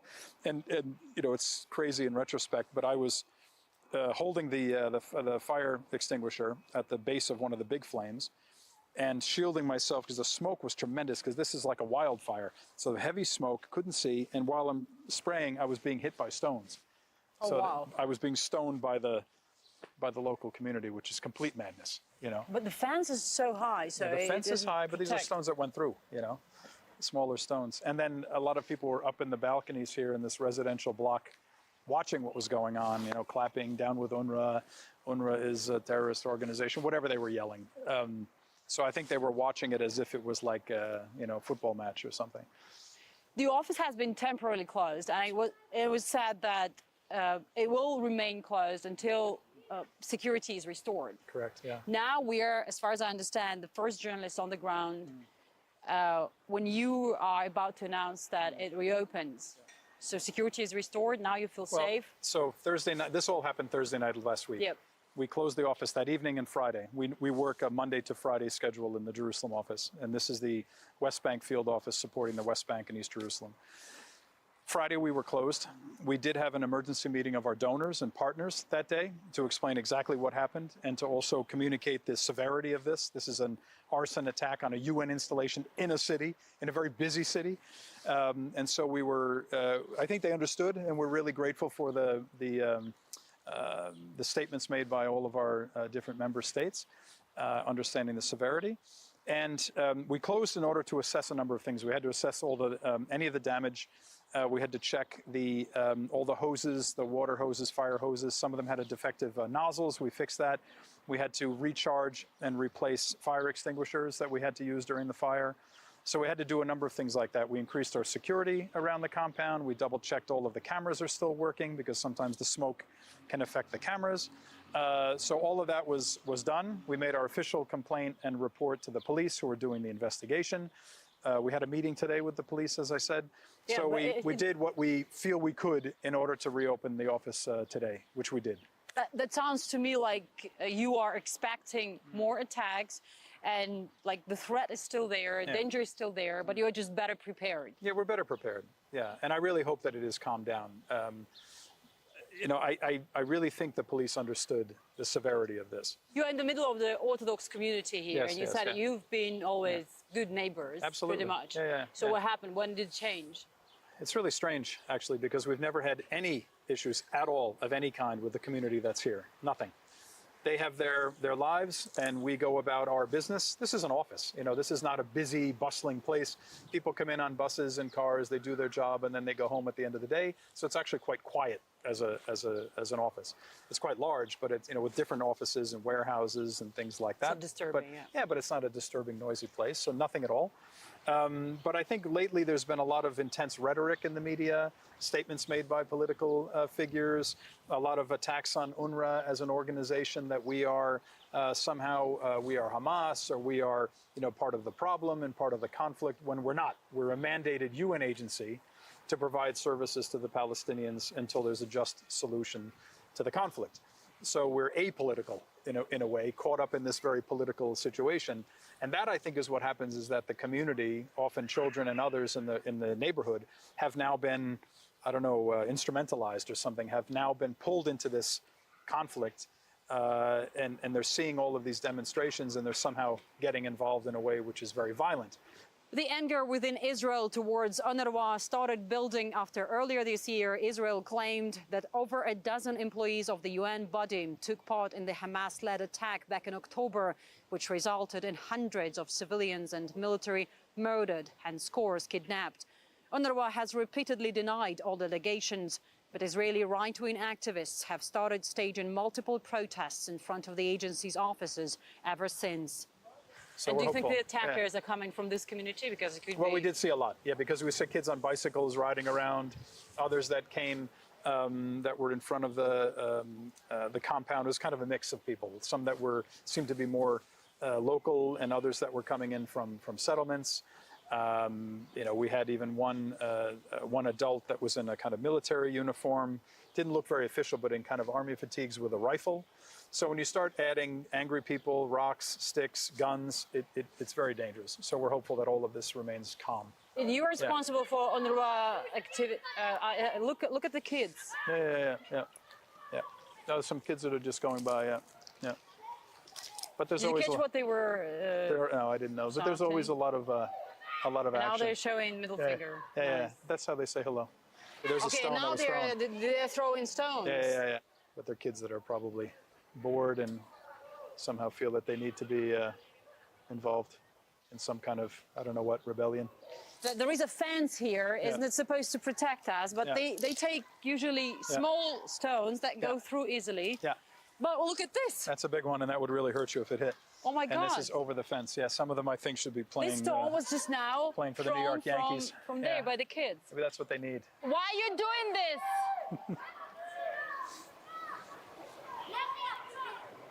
You don't want us here? He said, we don't want you here. Do you think it's kind of failure of the Israeli forces? I mean, since security is supposed to be provided by Israel, and do you see it as a failure from their side? Well, I think they can do better. And this is what came up in our conversation today, is that a few weeks ago or months ago, there were protests that were very organized. The police came, they set up a metal barrier. They kept everyone away from the gate, like on the other side of the street. There were many protests. There were people with megaphones and making statements and banners, which is very much an organized kind of demonstration, but far away from the gate. We had perfect access to both of our entrance points. That's somehow deteriorated. And so last Tuesday, when we had this very aggressive demonstration, there were police there, but they were not managing the crowd. And we told them, this is not, it's not hard to do. You know, I think normally if the police are there and they keep people back, you keep them away from the gate, because we need access to these gates in case there's any emergency, an ambulance, a fire, anything that we experienced here. So they allowed this to happen? Yeah, I think that they need to do probably a more structured job like they had done in the past, and can be dangerous. You know, having people throwing rocks at you is a dangerous thing. So we're hoping the community also can help calm things down. The police were also discussing this today, that maybe they need to work with the rabbis to also make it clear that, you know, this is dangerous. Yeah, send a message, this is dangerous behavior. As we were leaving the UNRWA headquarters, the crowd of youngsters armed with stones started growing bigger and bigger. The office might be reopened, but the threat is still there. Marie Fnoshna, RT, is Jerusalem. More than 40 people were detained at the latest protests in Armenia as demonstrators called for the resignation of the country's prime minister.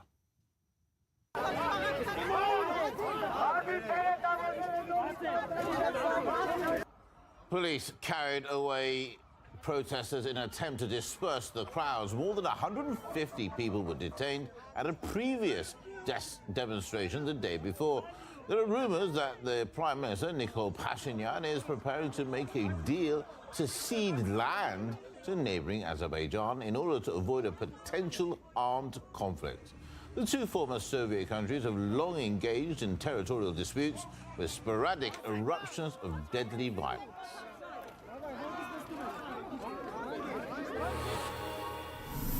Now, Western politicians are trying to blame Moscow for their own refusal to import Russian energy supplies. Now, that's according to the British Prime Minister, Rishi Sunak, as RT's Donald Quarter explains.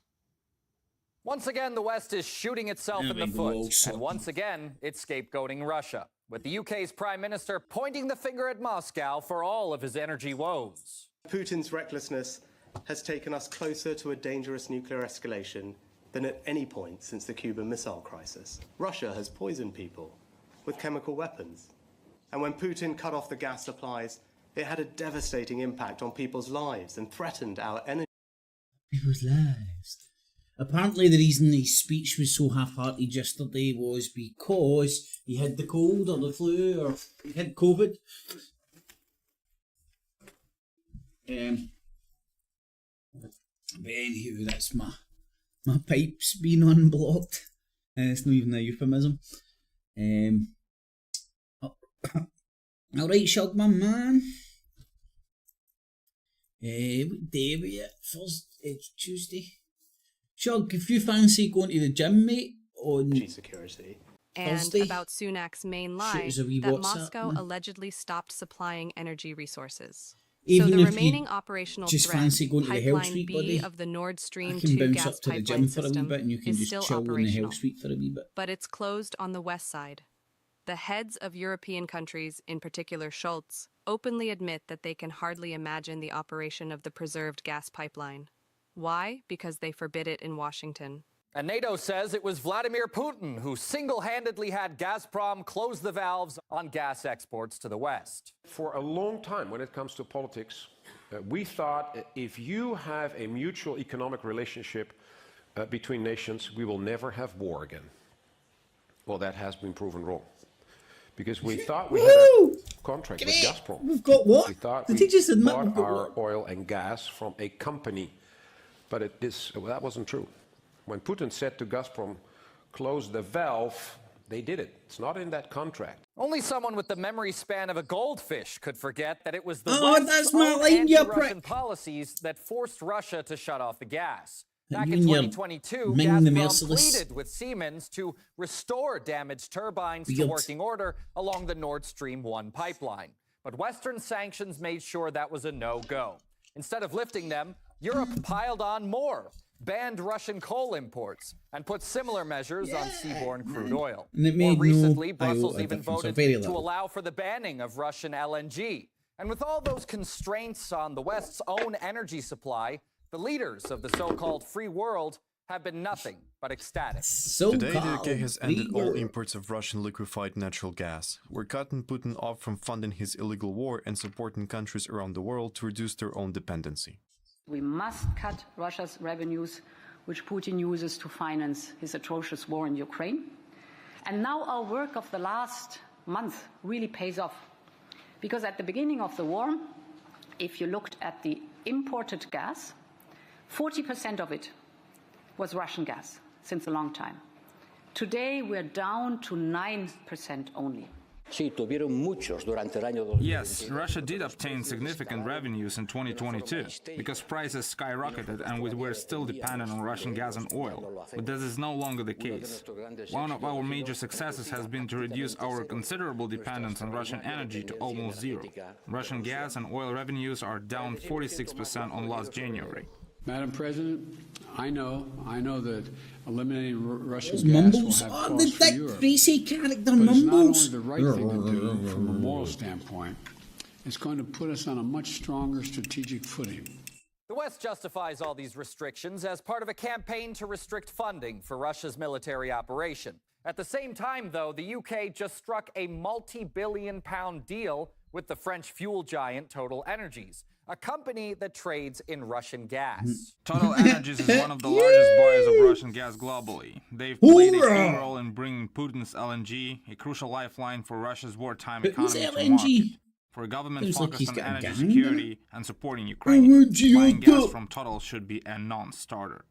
On top of that, New Delhi's importing a record amount of oil from Russia, and Britain is importing 175% more oil from India than it was Which at the is beginning of the Russian. military operation. According Which to is India's Russian. external affairs minister, the whole situation's been of great help to India's energy imports, and it's contributed to deeper cooperation with Russia. You know, there is a big debate about our buying oil from Russia. Oh man, one big racket debate and started just because cunts making people were trying fucking to money and everybody's pressurize us, scared about nuclear And we apocalypse and held everybody's our just like, position. Russia has I become want a in big on this natural action. resource provider for India. We used to Yes, have I trade. want Our in on trade this. I levels want a were piece of the 10 action. to $15 billion annually. Today we are crossing 60, maybe $70 billion with Russia. Why? Because it's not only oil.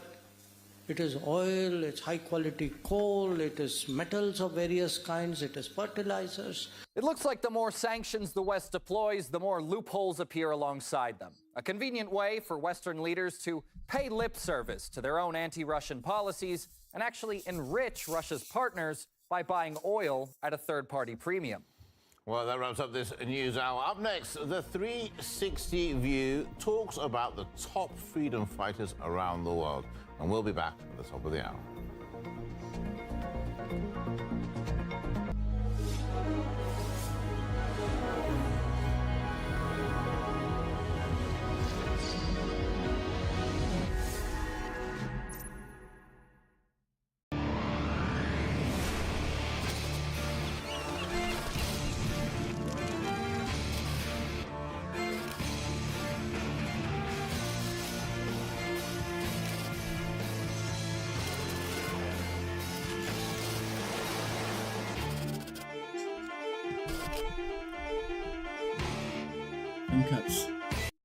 The resignation of the country's Prime Minister.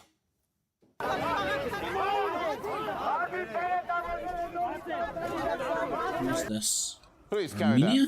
away protesters in an attempt to disperse the crowds. More than 150 people were detained at a previous demonstration the day before. Now, there are rumors that the Prime Minister, Nikol Pashinyan, is preparing to make a deal to cede land to neighboring Azerbaijan in order to avoid a potential armed conflict. Now, the two former Soviet countries have long engaged in territorial disputes with sporadic eruptions of deadly violence.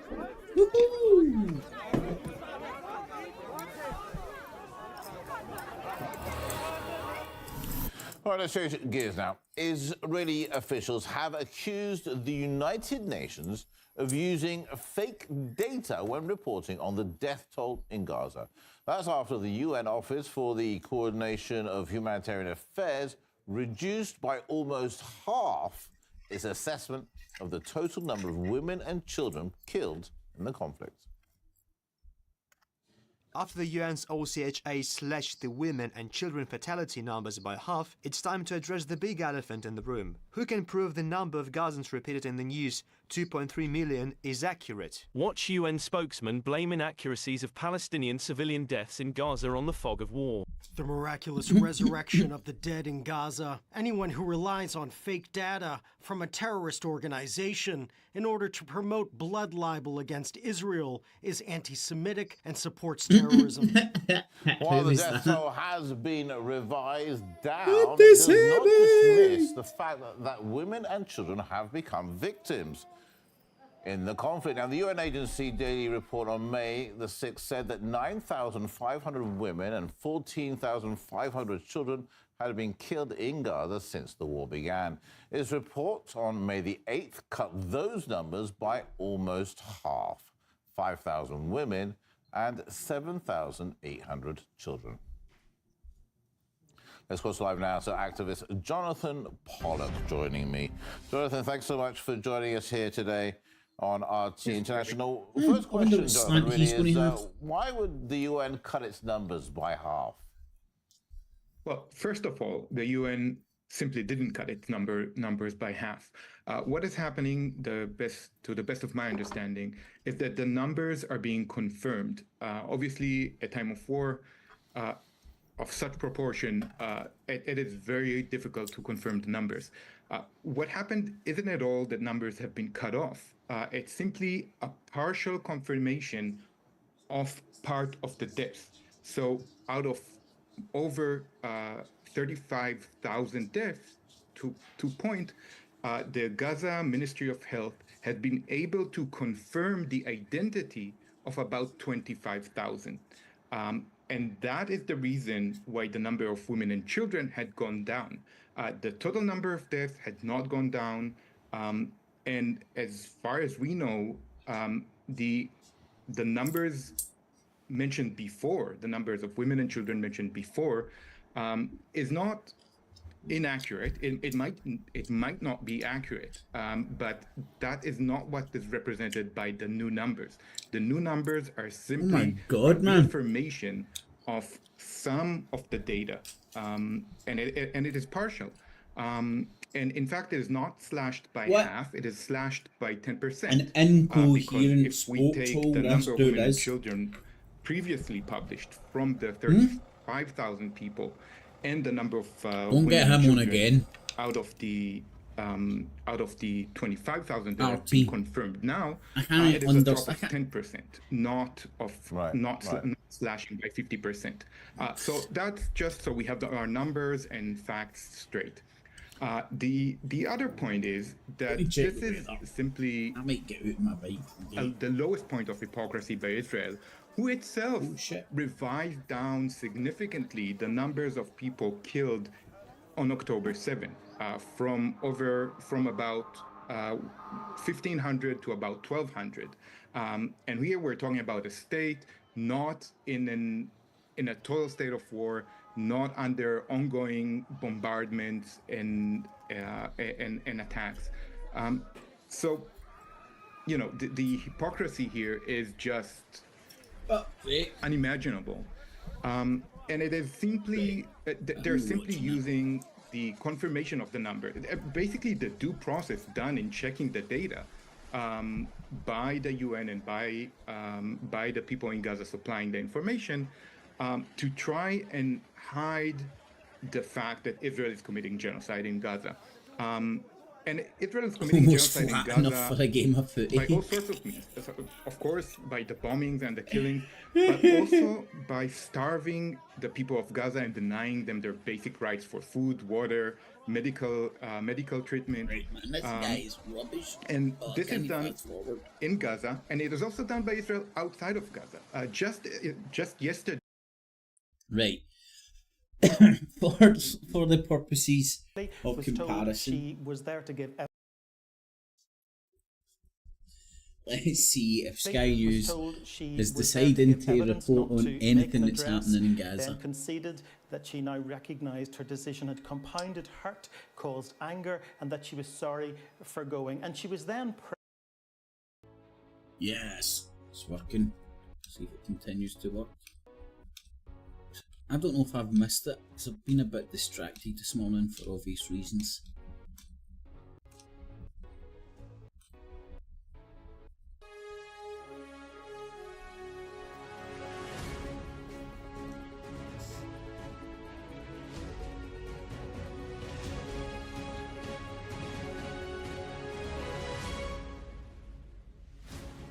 This is Sky News Today. It's 11 o'clock. The headlines this hour. The Court of Appeal has ruled that there was no error in the sentence just ignoring it. There was no error in the approach adopted by the judge. The sentences imposed. Hold on, keep your fucking wig on. Oh, yes, yes. Popular anti-obesity drug is found to cut the risk of heart attack or stroke regardless of only $2.99 plus shipping and handling to keep you skinny, fatso. Where Russian forces have unleashed a ferocious barrage as they advance. As protests rage, that's a shame. I thought they would be bringing flowers. Look at all those dudes in masks. Let's take you live now to outside the Royal Courts of Justice. Reaction from the families of the victims of the Gaza in the ass. Fuck them. Just forget about them for a few days. We can't spin it anymore, so let's just leave it for a wee bit, see if people forget. Oh, there's a big scary Abdul looking cunt. Along with Nottinghamshire Council as well. Missed multiple opportunities to prevent the Nottingham attacks and the murder of our children, and Ian Coates is what has led us here today. We will continue to pursue agencies that failed us and hold them responsible for the Nottingham attacks so that no other family is made to suffer like ours. We thank everyone for the outpouring of support for our brave and beautiful daughter, Grace. Thank you. Check the weather. Please. That's all I'll be saying,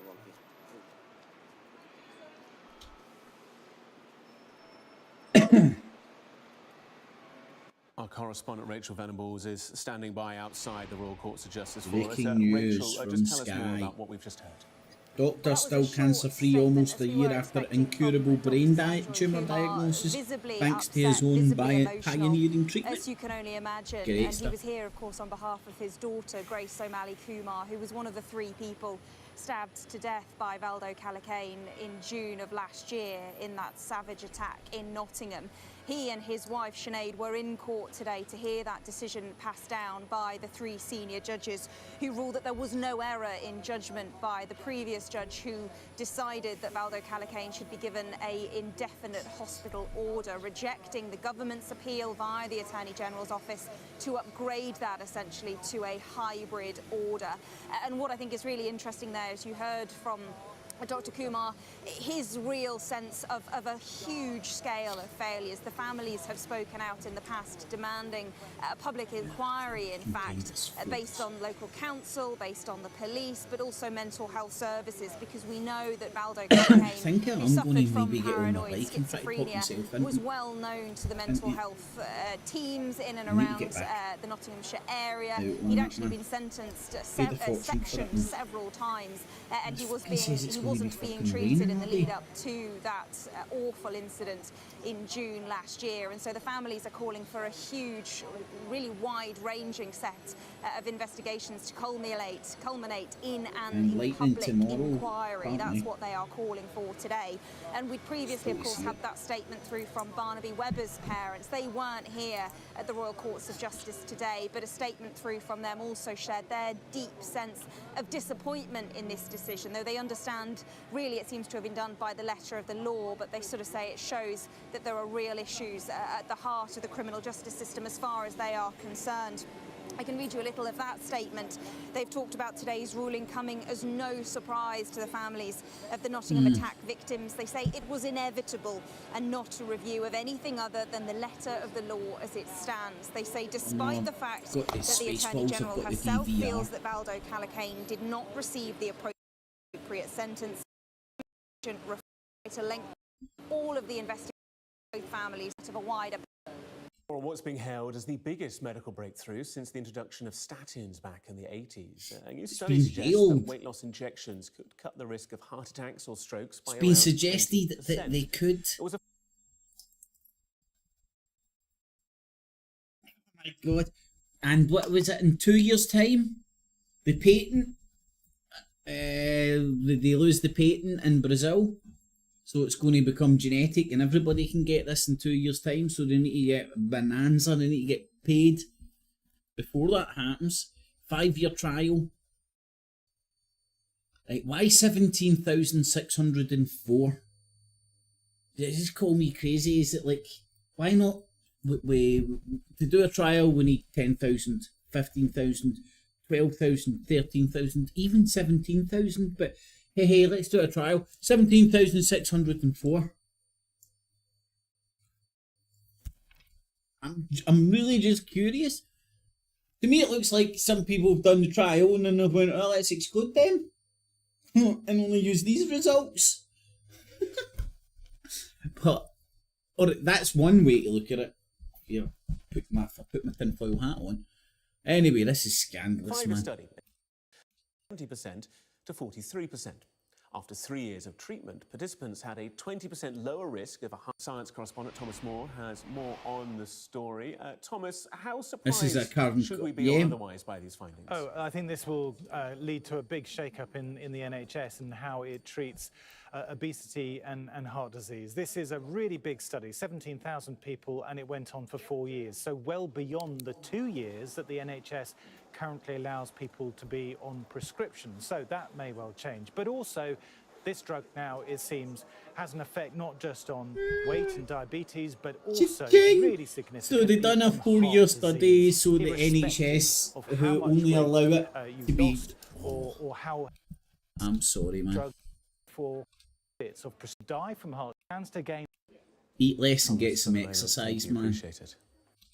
Try to fight that or eat shit. I'm fighting it right now, Three people man. in the UK were charged with working for Chinese intelligence. The summons cites alleged Chinese cyber attacks. Sky News' viewership sadly lacks if they're not going, what's happening in Gaza? What's happening in Israel? Yeah, indeed, as you say, that statement coming out within the last 30 minutes or so, the Foreign Office making it clear that effectively they are holding the Chinese ambassador into the Foreign Office this morning to talk about, as you say, those 3 people who were charged. Do you think they actually go out with a big net? Alright, where's that fucking ambassador? There's a fucking Chinaman there. Oh, fuck. Get him in the net. And then they're like, you're coming with us, Mr. fucking Chinese ambassador. Boom, and just lump them at the... Or do you think they send a letter or a text message or an email or something going, here, would you want to come in? We'd like to speak to you, please. Hey, bro. Probably best buddies. Probably had done a bit of spit roasting together, you know? Yesterday by the... And I'm not talking about duck. Metropolitan Police, but also this kind of wider issue of China's potential spying here in the UK and interference. This is what the Foreign Office has had to say, as I say, within the last 30 minutes or so, Gareth. Today, on instruction from the Foreign Secretary, the Chinese ambassador was summoned to the Foreign Commonwealth and Development Office.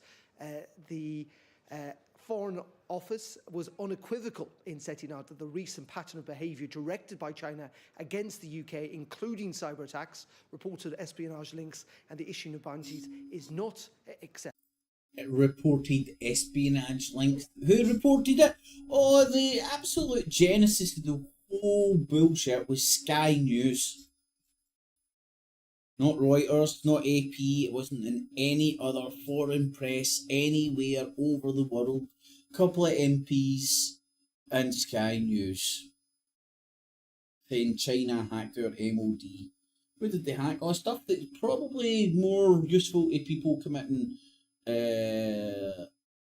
fraud, money fraud, if that makes sense.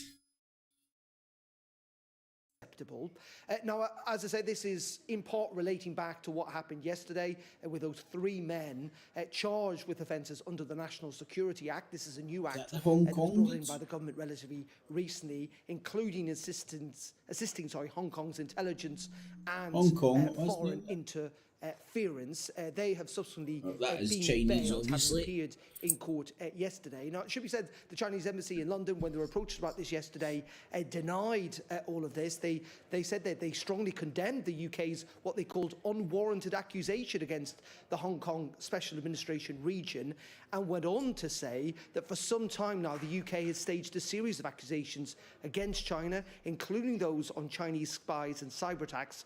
All these accusations are groundless and slanderous. So strong words from the Chinese in relation to that, but I suspect that this meeting this morning involving the Chinese ambassador and the Foreign Office will also involve. Who do you believe, the Chinese? It's a reminder of the growing tensions there are between the UK version. and China. I know that the UK version seems to be definitely drummed up, because there is no evidence. That summoning of the ambassador, we'll bring those to you when we get them. For the moment, though, Darren, thank you.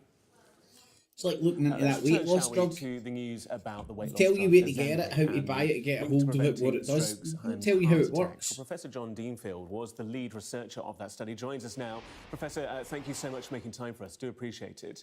How surprised were you when these findings became apparent? Well, we did a very big trial with these drugs called GLP-1 receptor agonists, which have been shown, as you said. My God, I wonder how much dough they must have paid all the talking holes. And the weight loss, much weight from the use of a great deal of weight. As we've been saying, or should the national study, usual processes, potentially be. The BBC told you that it was Ozempic that funded it. The study they're all talking about. It's a matter of losing weight. There is a clear way to reduce their clinical problems, heart attacks and strokes going forward. That really becomes a different issue. It's not just a lifestyle issue and a matter of just tackling obesity. It's tackling obesity and also tackling background heart and other diseases as well. And your brain? Professor John Deanfield, really appreciate you sharing your time with us this morning. Thank you. Thank you. God almighty, is there a point in the future where our bloods are going to be like fucking 99% fucking pharmaceutical shite? You know what I mean? Hilltop City made the most rapid advance within artillery troops to covered all the Ukrainian stuff. Russian troops inside the border town of Vovchansk earlier today. This drone footage was shared exclusively with Sky News by a Ukrainian soldier who's also on the ground battling the assault. Hello from the soldiers on the front line, the soldiers who are protecting Kharkiv and Ukraine. That looks like Osama bin Laden's cave. About Russian movements from a secret location inside the town. This is just the first wave. They are testing our defenses. They are preparing their artillery. When they completely enter the town, they will bring in their reserves. You off, Barry? As he's talking, Russian soldiers suddenly appear on the live drone feed. See you later, GG. They are behind the trees now. You will see them moving soon. We see 3 people running. Sky News has verified the location of the pictures. Are they Russians? They're the Russians. Yes, they come in groups, like these, of 3 to 5 soldiers. As they scan the terrain looking for targets, there's frustration that Ukraine is once again having to battle an invasion in the northeast, 2 years after Russia's last assault. Denis believes his side should have built better defences. We are fighting for freedom and truth. We defend our interest, the interest of our state. We fight for freedom and truth. This truth needs to be spoken. That also means showing us how Ukraine is fighting back. I'm pretty sure that's exactly what all wars are about, you know? The Russians are evacuating the wounded. His team relays the coordinates. The Napoleonic Wars, freedom and truth. Moments later, there's a strike seemingly on the Russian position. The Iraqi War, freedom and truth, motherfuckers. Into the night, And Libya, defend freedom and their truth. land. I think Sudan, I think that's got some freedom and truth involved. Northeastern Ukraine. Syria. Well, meanwhile, the US Secretary of State Antony Blinken's in Kiev today, where he's told the Ukrainian president more military aid is on its way, which he I wasn't says, dreaming will of make it earlier. a difference in the And fight this is against this is Russia. two. Meeting with This is the second Volodymyr Zelensky, cycle. Mr. I'm Blinken pretty said sure they although had a it's different challenging talking time head. in the war, part of last month's $60 billion American aid package has already arrived, and more is on its way. Mr. Zelensky said he needs more air defense batteries to defend Kharkiv, where UN human rights commissioners say it's deeply concerned about civilians under attack. Ukraine's spy chief says he expects Russia will engage all its resources in the offensive over the next few days. Turning attention now to Georgia, where the parliament of the country votes today on new laws that protesters say puts the country on the path to dictatorship. If passed, the new legislation could severely impact Georgia's aims to join the European Union. If passed, the new legislation, new laws, is it not the, what was it Al Jazeera called it, the foreign thingy law? Let me see. So they're not talking about Sky News or scandalous, man. I think they're even worse than, was that Michael Jackson? Fuck's sake. I thought it was Michael Jackson there for a second. Right, let's conflicts in Sudan. Oh, that's good. Got a glass eye. No legs and a glass eye. Brilliant. Maybe we could do a daily award for the most wounded. Still alive. Smallest body that's still alive on the show award. Like man of the match. Oh man. Oh, I've got a stupid sense of humour. But what are you gonna do, man? You fucking cry? There's very few options. Like they're going to start off at Gaza. I'm predicting.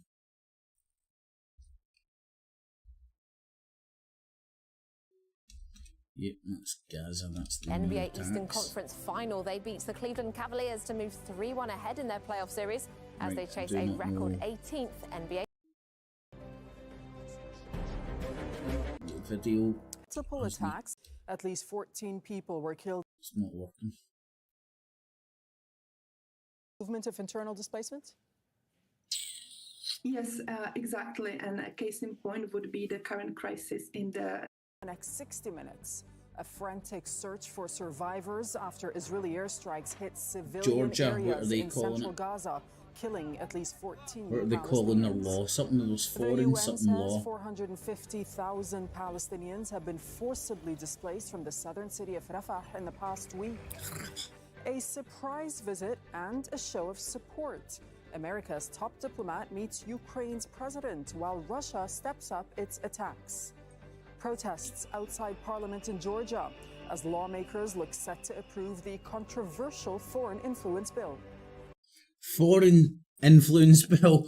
Now, the foreign influence bill bit is just left out in Sky News, and it's like, they're scared it's gonna lead to a dictatorship. Foreign influence bill, dictatorship. So it's the same story, same things going on, two different sides. Sky News, no longer Rupert Murdoch. Sky News now Comcast.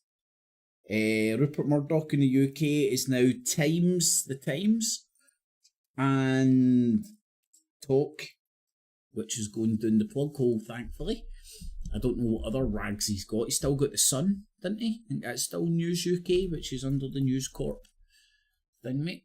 Well, thousands have taken to the streets to protest against. Laws go through Parliament will limit civic and press freedoms. What laws? What are they called? And how will they limit civic and press freedoms? Freedoms, they'll limit civic and right. In sport, the Boston Celtics close in on the NBA as they... Right. I think we're up to speed with 14 did last night. I keep telling everybody to move from one pile of rubble to the other while fucking demolishing anything that's left. Uh-oh.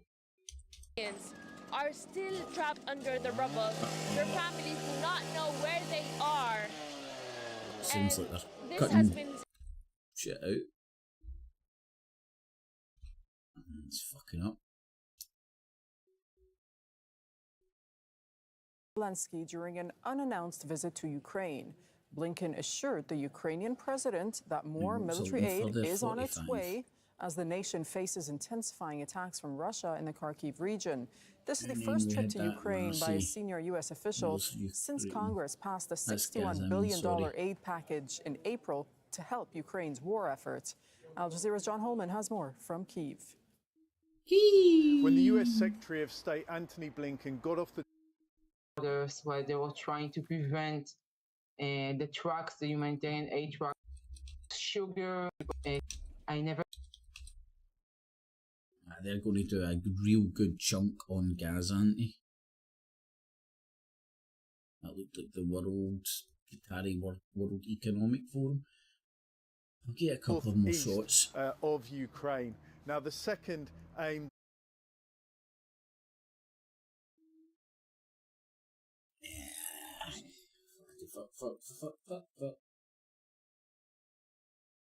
Millions more. Barbara Ngopa reports. A watchdog says war drove global displacement to a record 76 million people last year. The report from the Internal Displacement Monitoring Centre says the number of displaced people doubled in the last 5 years. These Palestinians arriving at who's killing who and where the door's coming from. Have been on the move since Israel's I'm going to stab in the dark. In October. There will be Western elements, whether it be Britain, France, America, competing with either Russia.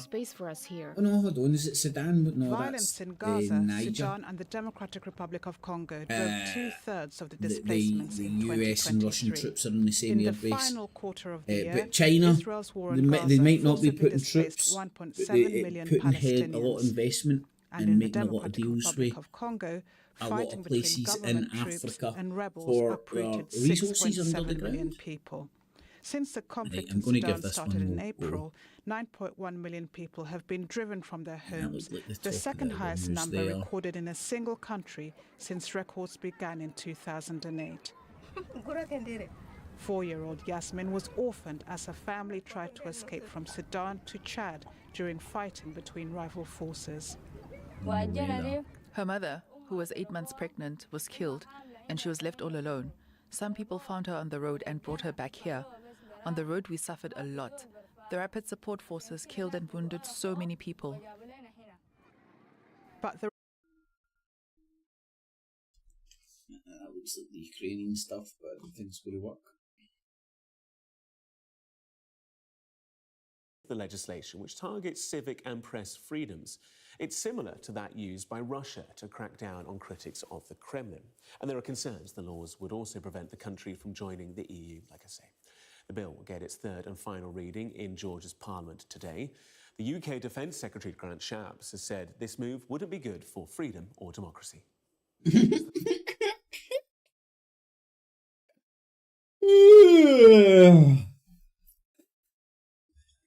They really need to come up with some new shit. They just saying this shit. It's like, again, why don't they just treat people like big boys and say what's really going on instead of all this pish? Because it is a bit tiresome, isn't it? In the same way as we've seen Russia, in a more aggressive way, of course, go into Ukraine, Putin cannot help but meddle, sometimes militarily, sometimes through using influence in other countries in a way which is not good for this world. It's not good for freedom or democracy. And so we do condemn that influence, and we very much encourage people to resist that influence from Russia. I think they should, not least because, Putin has demonstrated, and not least in Georgia, that he's not good for the world and not good for his neighbours. That was Grant Shapps speaking to us earlier today. You're watching Sky News Today. It's still to come. Northern Ireland's First Minister apologises to the COVID inquiry for attending the funeral of a senior IRA member. The US announces plans to quadruple tariffs on Chinese electric vehicles from 25% to 100%.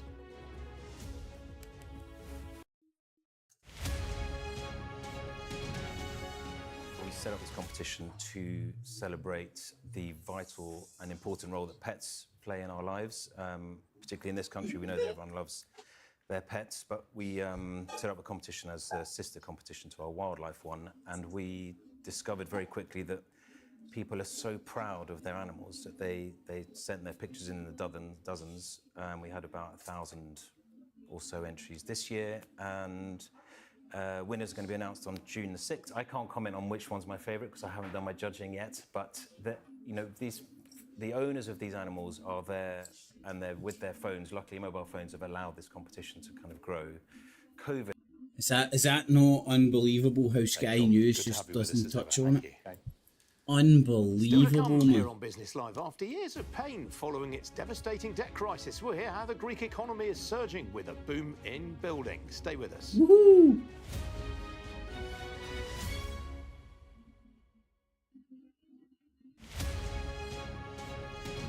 Can you see that noise? Can't. There we go.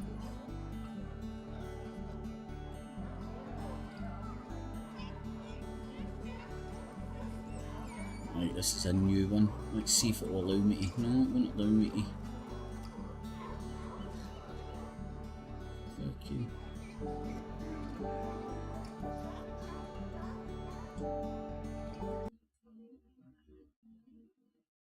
Let's see if where this is on Press TV if it will allow us.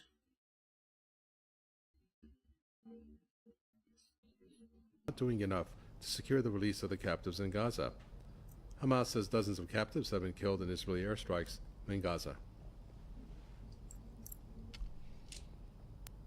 As the U.S.-Israeli genocidal war drags on, tempers have grown thin within the ranks of Israeli officials. In the latest, virus resumes genocidal war. Having 2 drinks against Prime Minister Benjamin Netanyahu for lacking a post-Gaza war strategy. How bad things are unfolding for Netanyahu was covered in our Explainer program.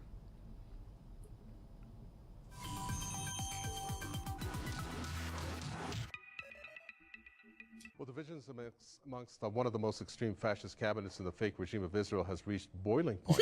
Disagreements and tempers have reached epic proportions as high-ranking officials are oblivious about the plans for post-Gaza after the genocidal aggression stops. Now, that is since the Israeli Prime Minister himself doesn't really have a definite plan as of yet, unless that is system by design. Now, this was the news. It was reported that the IOF chief had said to upbraid Netanyahu for failing to lay out post-war strategy for Gaza. He'll be quoted saying army faces Sisyphean task without plans for non-Hamas governance. Additionally, the chief of military affairs and the Shin Bet chief have sparred with the prime minister over strategic planning. The first announcement of a post-war plan came from the Israeli Minister of Military Affairs, Yoav Gallant, back in January 5 of 2024. He laid out basically a four-pronged plan, as you see over here, where he said Israel would maintain military operational freedom, no Israeli civilian presence, a U.S.-led international task force would rebuild Gaza, and local Palestinian bodies would actually control civil affairs, with roles for Egypt and other Arab countries, no Hamas, and no role for the Palestinian Authority, the body that has powers in the occupied West Bank. Now, that was the beginning of internal dissent, such as the finance minister, Bezalel Smotrich, that you see over here, and security minister Ben Gvir, who said Gallant's day after plan is a rerun of the day before October 7. They had another plan their permanent relocation of Palestinians from Gaza. Now, back in October, there was a leak from Israel's intel agency that Israel's relocation plan included displacing Palestinians from the Gaza Strip to Egypt, to the Sinai Desert, and also when it came to the Palestinians from the West Bank to be displaced to Jordan. That's what they had drawn up. Temporarily, they said, but of course their intent was permanent. As the aggression dragged on, patience was wearing thin among Israeli officials. Aside from calls to end the aggression, which was constant, like the former Israeli Prime Minister Ehud Barak that you see there, and the former Israeli Minister for Military Affairs Benny Gantz in the middle, and ex-Israeli Army Chief Aviv Kochavi, who all have said the only way to bring back the captives was to stop the onslaught. On the other hand, Israel had not achieved any of its objectives, like Hamas eradication or the return of captives. Resignations were also accumulating. Some notable ones: the head of Israel's military intelligence that you see there, Directorate Major General Aharon Haliva, the Israeli Army spokesperson's unit. That would be that gentleman over there, led by Lieutenant Colonel Daniel Hagari, where there were reports of large wave of resignations, including colonels, lieutenants, and officers.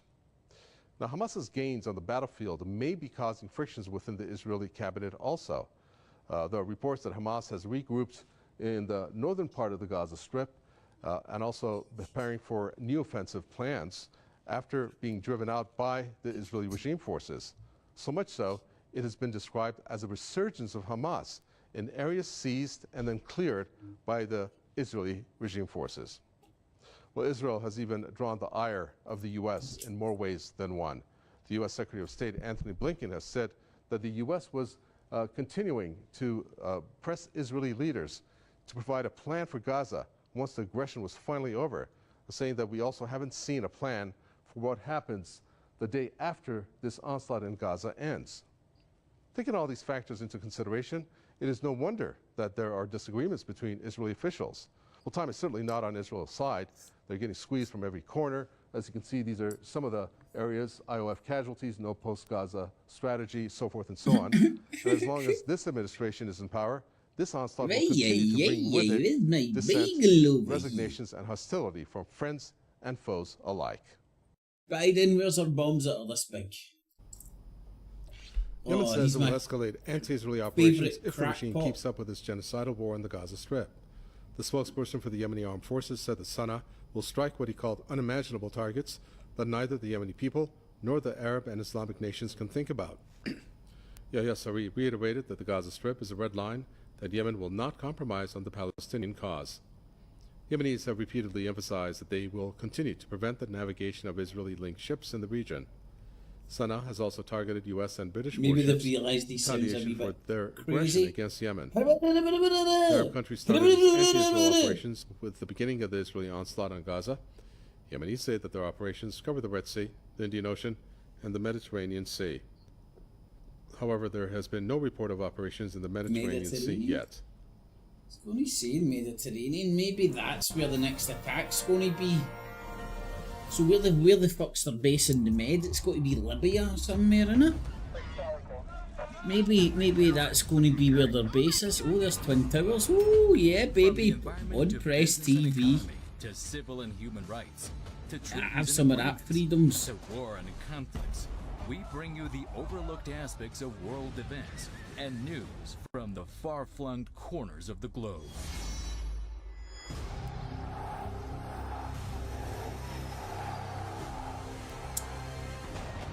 I'm definitely going to the gym. I just only on Press TV. Do you know what? You know what? I'm going to get out my fucking bike, see if I can cycle to the gym.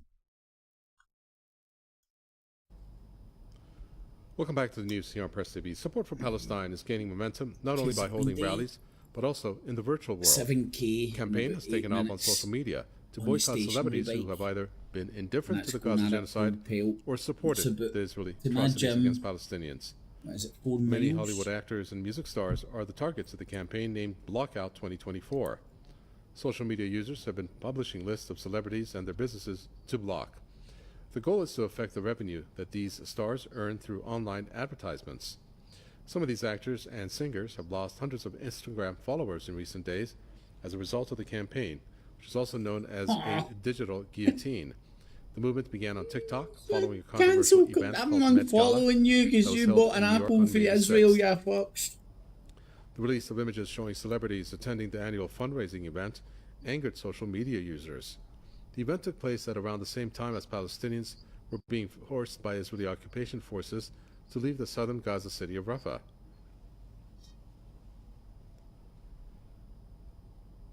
A group of employees at American multinational technology conglomerate Meta has criticized the company for censoring pro-Palestinian content and silencing anti-Israeli voices amid the ongoing Gaza genocide. In a letter to the CEO earlier this month, the staff said the company has not tolerated any open support for their Palestinian colleagues. Protesting employees took a swipe at Mark Zuckerberg as the company erased internal posts in support of millions of Palestinians facing a humanitarian crisis. According to the letter, those posts were removed from one of Meta's platform named Workplace, under the guise of the company's community engagement expectations. The letter called on the social media giant to stop censoring dissenting opinions and silencing employees. It also criticized Meta for failing to take action against the suppression of Palestinian voices on its platforms worldwide. Police have clashed with pro-Palestine protesters at the University of Amsterdam, where students and staff have been calling for an end to academic ties with Israel. Do you know? Oh, check. Have some of this freedom over your head, man. That's when you know. That's when you know you've got some real freedom. Walkouts were also organized in other universities across the Netherlands, including in the cities of Groningen and Eindhoven. Protesters called for the Dutch institutions to end their complicity in the ongoing genocide in Gaza. So there's that. The demonstrators also denounced what they called extreme police violence to suppress peaceful protesters. Do you know what's funny about emojis, right? Somebody somewhere must have complained or was offended or thought about it. Do you know that your emojis all came out like The Simpsons, they were yellow, and somebody's made that racist where you can get brown and the whole colour of the rainbow now. When I first noticed that, female like, abductees in Israeli jails are subjected to systemic torture and abuse. That's according to Ramallah-based Commission of Palestinian detainees emoji hands and faces. Detainees.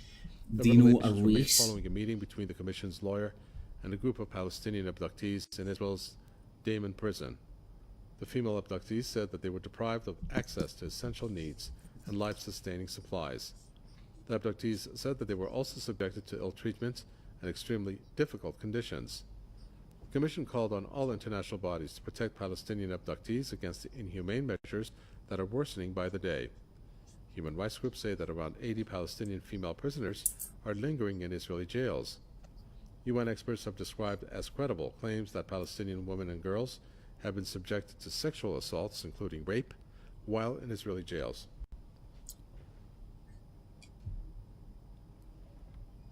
What Palestinians have endured for over 7 decades is now being repeated by Israel in war-torn Gaza.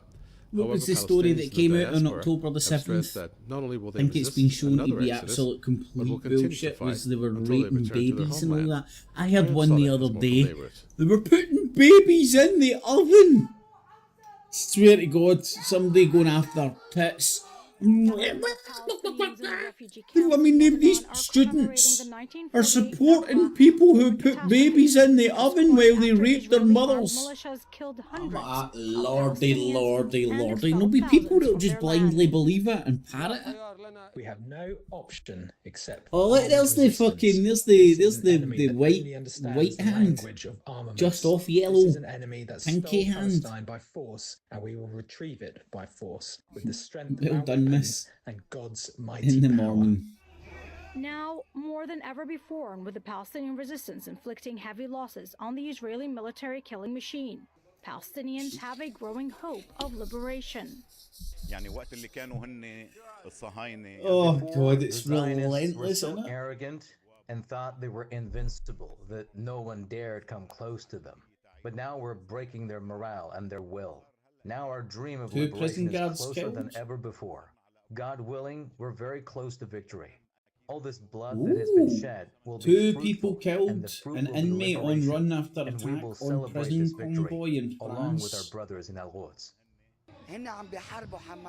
They say they are fighting Hamas and Islamic Jihad, but they are liars and cowards. They are committing ethnic cleansing because they are killing women, Well, that's elderly, true. and children, and they're bombing hospitals and schools. That's true. Supporters of the Palestinian cause have been attempting to tell the world about the 1948 Nakba. See, I've always been comfortable with ethnic cleansing before calling it a genocide would get you called anti-Semitic. No, everybody's all in on a genocide, but it's definitely ethnic cleansing. I mean, it wouldn't be the only so-called democracy in the Middle East. Although I'm pretty sure I've seen other Middle Eastern places doing voting and stuff. But anywho, if they didn't kill people, because they turned up, was it 70 odd year ago, I want to return to my grandfather's house. and had to change the demographic of that place if they wanted to hold We elections. tell them all, the world, the Arab people and the Arab leaders Otherwise, are all did they get traitors. voted out? We, the Palestinian people, will be victorious. Just wait and see. Come on, man, you're meant to keep the crackpots to... And to expel as many Palestinians as possible from Gaza. This time around, the Palestinians say they will not allow another Nakba. Palestinian refugees in Lebanon are the descendants of those who endured the 1948 Nakba. Today, Palestinians within Palestine and in the diaspora all assert their determination to resist any attempt at expulsion. And do you know, like in another 50 years' time or whatever, you'll be standing with the descendants of this fucking tragedy, all wanting to fucking kill the Zionist regime because of what's happening right now? Very 76 years have predictable. passed since I the might mass even displacement still of be hundreds of alive, thousands of maybe Palestinians in possibly 1948 up by to Zionist probably groups. 90% Palestinians robot if I'll commemorate still be this alive. catastrophe known as But Nakba Day every year on May 15.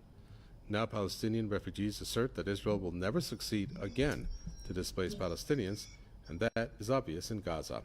Mona Kandil has more from Ramallah.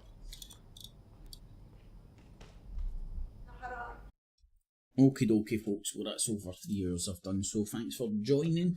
Remember, every morning, just before 9 o'clock, for your daily fix of politics. If you like politics, but you're sick of the tits, then tune in daily for your politics fix. Something like that. Thanks to everybody in the chat. Enjoy the rest of your day. I'm going to go and have some eggs, and I'm definitely going to go on my bike. Aye, decided.